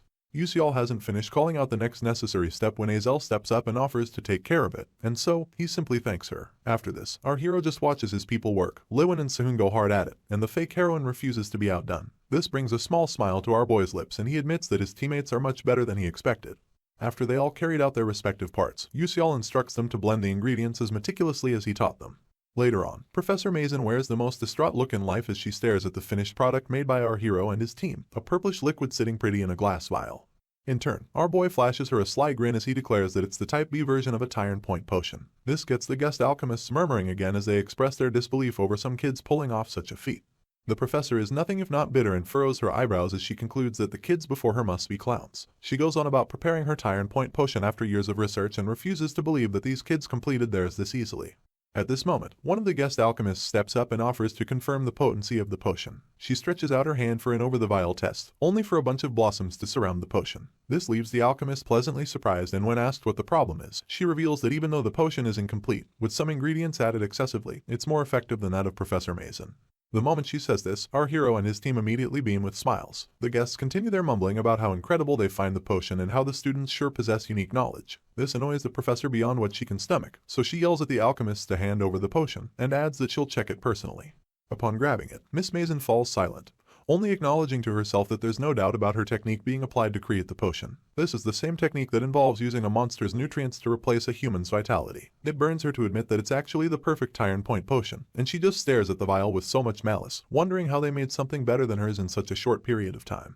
The professor squeezes the vial even tighter, telling herself that she's still the one who gets to grade these students. She then resolves to disqualify them for not having the necessary ingredients. Meanwhile, our hero and his team await their fate as Miss Mason finally announces that she has finished inspecting. Just as she's about to decree a negative result, one of the guest alchemists cuts her off and announces that Team 12 deserve more than an A+. The professor stares at her angrily, but the guest just smiles from ear to ear, asking her if she doesn't agree with their assessment. Miss Mason just curses in her heart, calling the alchemists old bats and gritting her teeth as she struggles to announce that Team 12 have passed. The team is originally stunned by the news, but their surprise turns into happiness soon enough, making all 4 of them smile as they declare that they did it. They walk away from the examination hall, giving kudos to one another while their professor stares at our hero with the most malicious intent she can muster. She then whispers that he should just wait for her next plan. Sadly, this increases her dark demon erosion progress. On the other hand, Flame is busy training to sharpen her control skills. She then stretches after putting some time in, unconsciously announcing that going to school at her age makes her body ache. This draws the attention of the student next to her, but he has no idea what to do with what he just heard. Soon enough, she notices some students petting a girl named Arshwang and telling her that she's doing well. Another friend of hers even points out that she's still doing much better than the princess. Flame watches as Arshwang wipes her tears and realizes that she had heard about the princess being a genius fire mage. The girls continue to gossip about Bion's insane growth speed, adding that they practiced for several years but she already surpassed them. The heroine overhears everything and it dawns on her that the princess's control of her magic should only start to develop in the 2nd year. This leaves her wondering how she's already controlling it so well. As Arshwang and her friends make their way out of the training room, Flame wonders if Bion's growth is thanks to Beak Yuseol. The strangeness of the alchemy practical exam revisits her mind at this moment, seeing as the Type B Tyrant Point potion was a recipe that the future Azel was supposed to find. Unfortunately, Professor Mason would steal and complete it for herself. The heroine scratches her chin as she wonders how our hero could know a recipe that didn't even appear in the original novel. She recalls that he didn't seem to know about the switching of exam subjects, and she gets another epiphany as she realizes that our boy knows things about the future, but not things from the original novel. This helps her welcome the idea that he's actually a regressor and not a possessor like herself. It all begins to make sense, seeing as Yusiel being from the future would justify him knowing things that will happen but not the small incidents that occurred to Azel.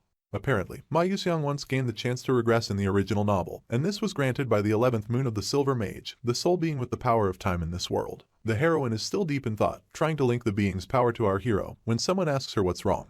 This makes her snap out of it and she soon realizes that it was He Wenryong talking. She thinks it's the perfect time, so she covers the distance between them and asks him what he thinks about Yusiel. In turn, the mage expresses his ignorance over why she's asking, but goes on to say that he thinks our hero is a slightly strange boy. Flame tries to confirm if he feels anything else, but Wenryong quips that he doesn't.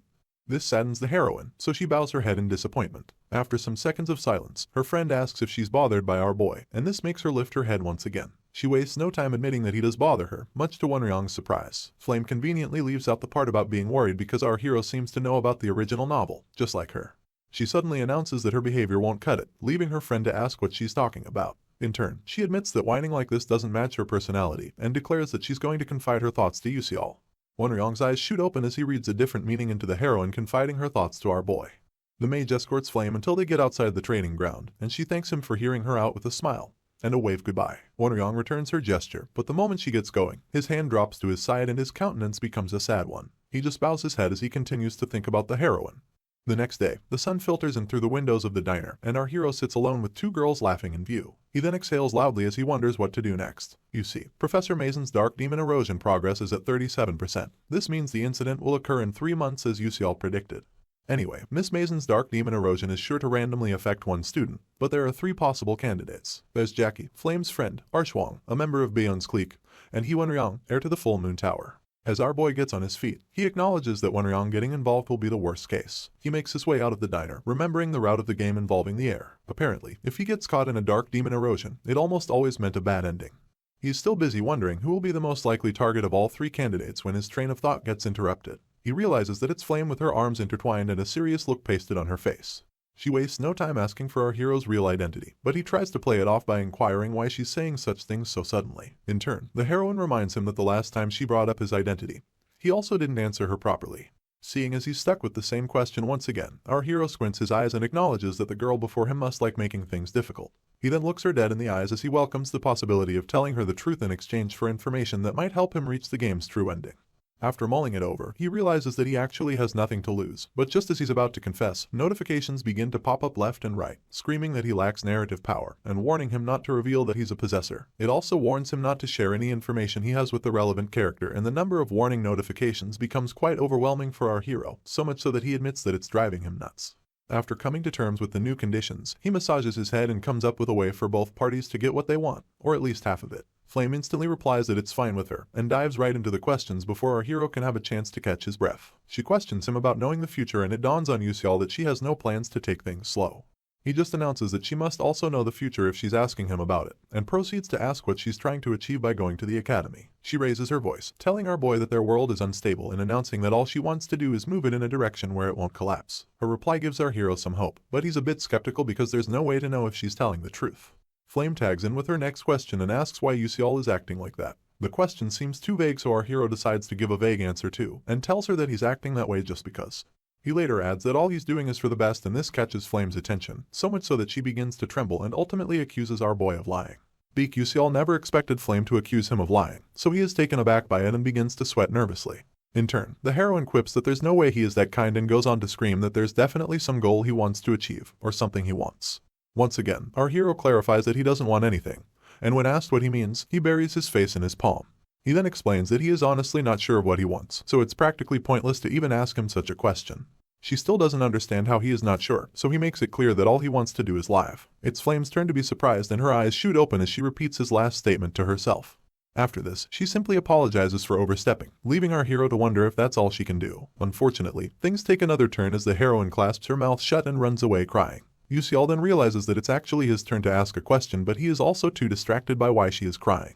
At this point, someone calls out his name, so he turns his head to see who it is, only for a pissed-off Hyunryong to take malicious steps in his direction. This scares our boy into sweating even more, and the scholar yells at him to explain why Flame ran away crying, adding that he won't let Yusial rest if he gives him a false answer.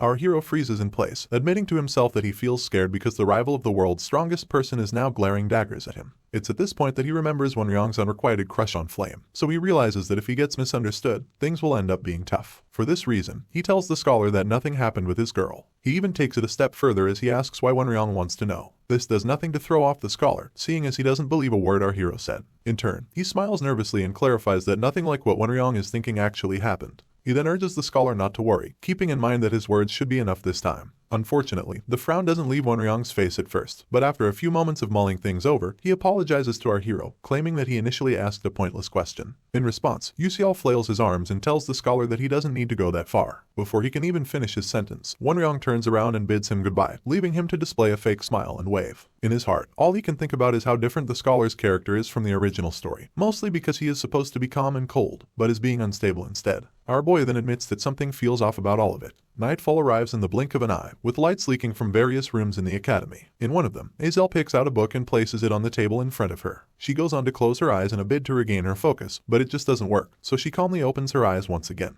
Just then, a memory from her near past comes visiting, one where she asked Yusial for a chance to question him about something. In response, our hero wanted to know what it was, so Azel asked if the alternative mixing method he came up with during their test was a spur-of-the-moment thing. He continued to stare at her and then revealed that the first part of it was. This left the fake heroine in a daze, and it followed her for the rest of the day. You see, she was used to thinking of herself as a genius, and had planned to keep on going until she was strong enough to defeat Bayon's mother. Right now, she doesn't feel like she is worth anything, and groans as she questions her identity. She goes on to ball her fist as she realizes that if she continues going at this rate, she'll never be able to avenge her father. Apparently, the Adelbits, who are a dirty and mucky lot, were the ones responsible for framing Azel's father and causing his death. The fake heroine then claps her cheeks as she tries to regain composure, and announces to no one that she can't just let things remain the same. With this, she resolves to work even harder. On the other hand, Flame lies in bed, trying and failing in her attempt to get some sleep. She is too busy regretting why she chose to stay in a room that could house 4 people rather than choosing an exclusive S-class room for one. Since sleep refuses to come, she opens her eyes and revisits the matter of Beak Yusial. He definitely said that he didn't have a goal he wanted to achieve, and Flame believes this is proof enough that he regressed. Apparently, in the last part of the original novel, the 11th moon of the Silver Age said specific words to Ma Yusiang, revealing that turning back time is possible. The only problem is that it will come with the price of losing most of his memories, not to mention the fact that he'll simply cease to exist after fulfilling his mission.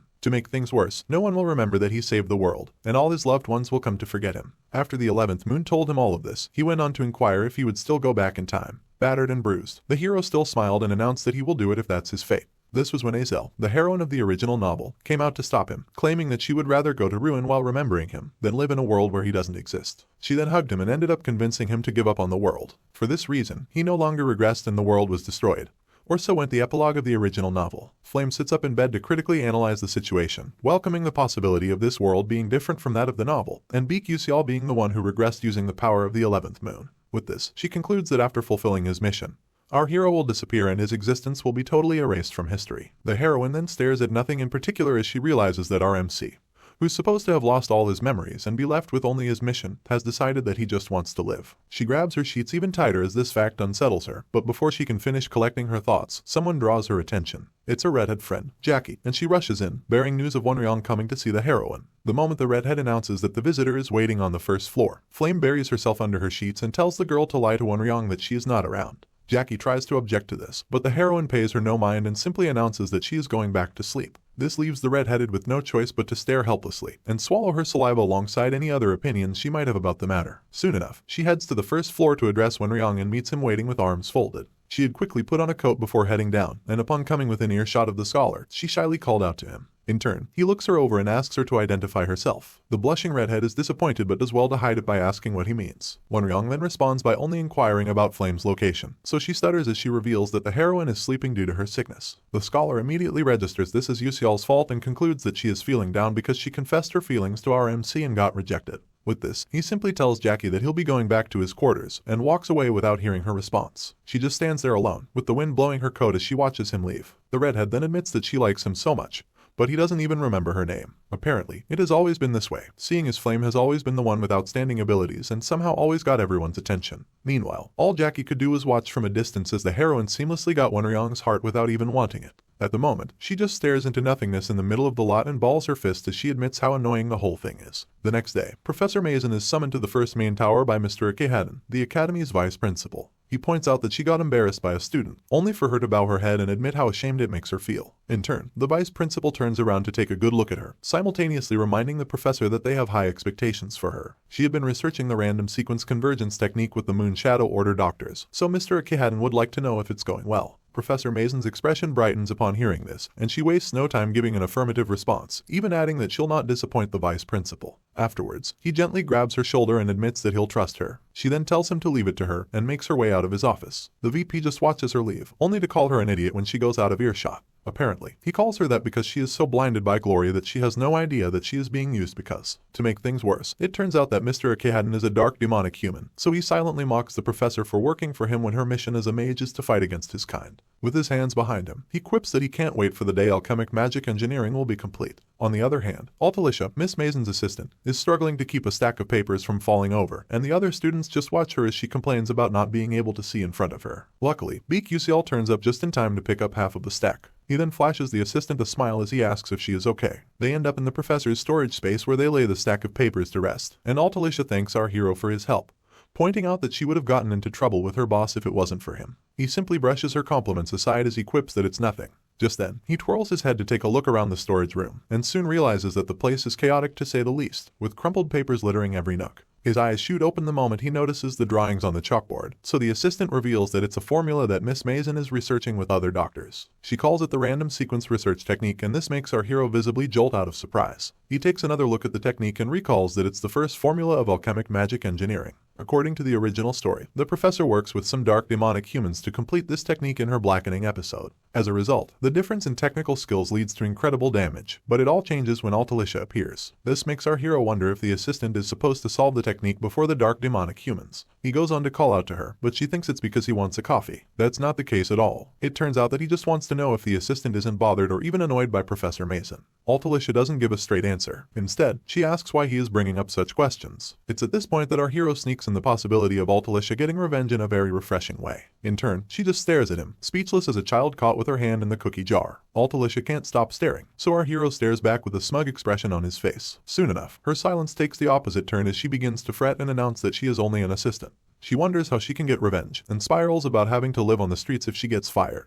While she continues down the rabbit hole of being homeless, UCL interrupts her with a suggestion, telling her to just become a greater alchemist than the professor. She tries to figure out what he means, but our hero simply comes close to her, looks into her eyes, and tells her that if she follows his suggestion, no one can look down on her. Tears gather in her eyes upon hearing this, and she averts her gaze as she admits that such a thing would be so nice. Our MC can tell that she is already tired and that there's no way she's satisfied with only doing Miss Mason's dirty work in a dusty storage room. Due to his knowledge of the original story, he knows that Altalicia has a dream to become an alchemist that'll make a bunch of inventions. He also knows that she has the talent to make her dreams come true. This is because she is destined to one day become this generation's greatest genius alchemist and will use her genius brain and innovative thinking to create countless items. Once again, the assistant apologizes for not getting our hero any coffee, but he simply tells her that it's fine.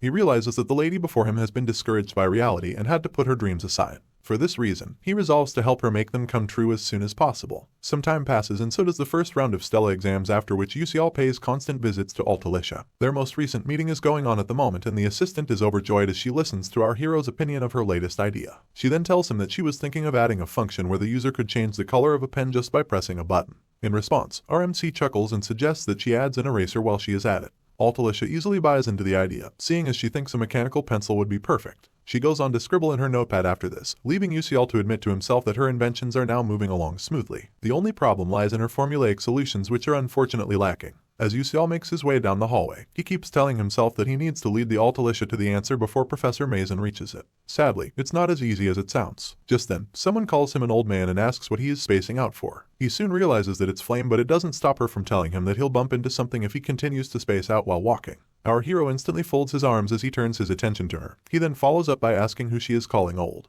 In turn, the heroine also folds her arms and blatantly repeats that she was referring to him. This frustrates UCL a bit, mostly because he has never told anyone about his age. The only good thing about their last honest conversation is that she has been speaking to him more frequently since then. He just scoffs, tells her that she caught him right on time, and mentions her friend, Jackie. Flame takes this the other way and scrounges her face as she tells our hero that going out with the girl would be a crime. In turn, he basically shrieks and yells that he hasn't even said anything yet. He regains his composure just as quickly, and advises the heroine to keep an eye on her friend. Flame shoots him questioning looks, but they don't stop him from revealing that Jackie might not be in a good condition at the moment. In truth, he is scared that the girl will be influenced by the dark demon erosion and that it will lead to her being in a very unstable state. The heroine finally speaks, admitting that she doesn't understand what our hero is saying and adding that she'll watch Jackie when they go hunting together over the weekend. Yusial thanks her, but keeps in mind that there's only one place that they'll go during this hunting season. It just so happens to be the same location where the 4th episode begins, and it's none other than the Martavis Cemetery. You see, all the main characters including Yusiang, Azel, and Flame are going to be involved in this hunt, seeing as it becomes a huge battle where a 5th-class necromancer appears. Of course, our hero isn't going to do any intervention in the story, but earning the hidden reward that comes with it will be pretty handy during the familiar contract ceremony.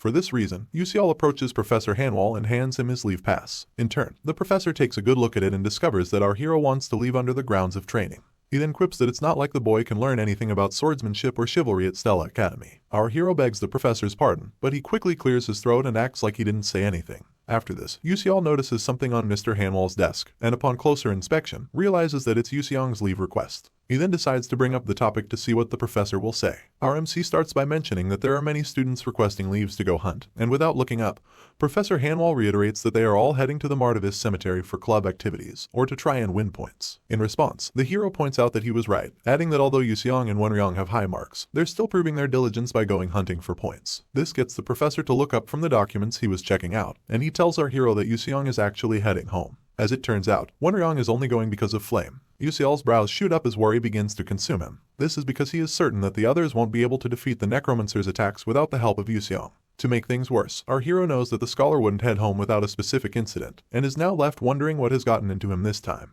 Once again, he recalls that the current members of the team will definitely not stand a chance against a 5th-class necromancer. His fingers make their way to his chin as he asks himself what he can do at a time like this. It's bad enough that he can't request for support without concrete evidence, but he also can't tell anyone any proper information because of narrative power. At this point, he balls his fist and admits that he can't just let them die. He then centers himself as he comes to a conclusion that he has to solve the problem himself. A few days later, the students arrive at the Martavis Cemetery as planned, and the place is as gloomy as they come. In no time, one of the second-year students named Doc Chilkwing defeats a fish monster with his fire magic. He then stares down at his recent victim, with an arrogant smirk pasted on his lips as he quips that it only needed a blow to get defeated. Just then, another second-year student named Kasif Derek begins to yell at him, calling him an idiot and asking how he could destroy everything. This makes Chilkwing steal a glance at him as he continues to furiously question him about not listening to his orders. In turn, the boy ruffles his own hair as he laughs nervously and apologizes. This does nothing to calm Derek down, seeing as he keeps screaming and asking why Chilkwing is laughing. At this moment, Bandion just tells him to leave the boy be, because talking too much will only tire him out. Azel, who has been right behind her, stays quiet the whole time, only to get told that she doesn't need to worry about guys like Derek and his friend. As she quips that she understands, both boys give in to the urge to remind them that they can hear their conversation. Miss Dion doesn't seem to care about that, so Derek tells her to shut up and watch her mouth in front of a new student. The fake heroine just watches as the girl laughs and proclaims that she doesn't want to shut up, and as they begin what seems like a staring game, Azel retires to her thoughts. The only reason she came with these people was because they claim to have an empty seat in their club, not to mention the fact that they are allowed special leaves from the academy. It's just an added bonus that they also don't seem like bad people. At this point, Dion interrupts Azel's train of thought as she tells her to come along, and she perks up as she gives an affirmative response. Just then, a loud noise fills the atmosphere and is accompanied by a bright light. The fake heroine then joins the others as they stare in the direction from which it came, wondering what such a sound could be. Chilkwing thinks it's someone fighting passionately nearby, so Dion points out that it won't be good if their hunting grounds overlap. For this reason, she asks Derek if it's fine to go say hi to the fighters, and he gives the go-ahead. Together, all four students approach the noise, only for Azel to freeze in place upon seeing the people responsible. It turns out to be none other than Bion and Flame. This catches us up with the story up to the latest chapter once again. I'm sorry if the updates for this one seem a bit slow, but I promise it's only because this manhwa has short chapters, and I need to wait an extra week to make the episode worth your while. With all that said though, I hope you enjoyed the story as usual, and are looking forward to more. A lot more epic series are about to be uploaded on the channel soon, so make sure you're subscribed and have your notifications turned on. Until next time.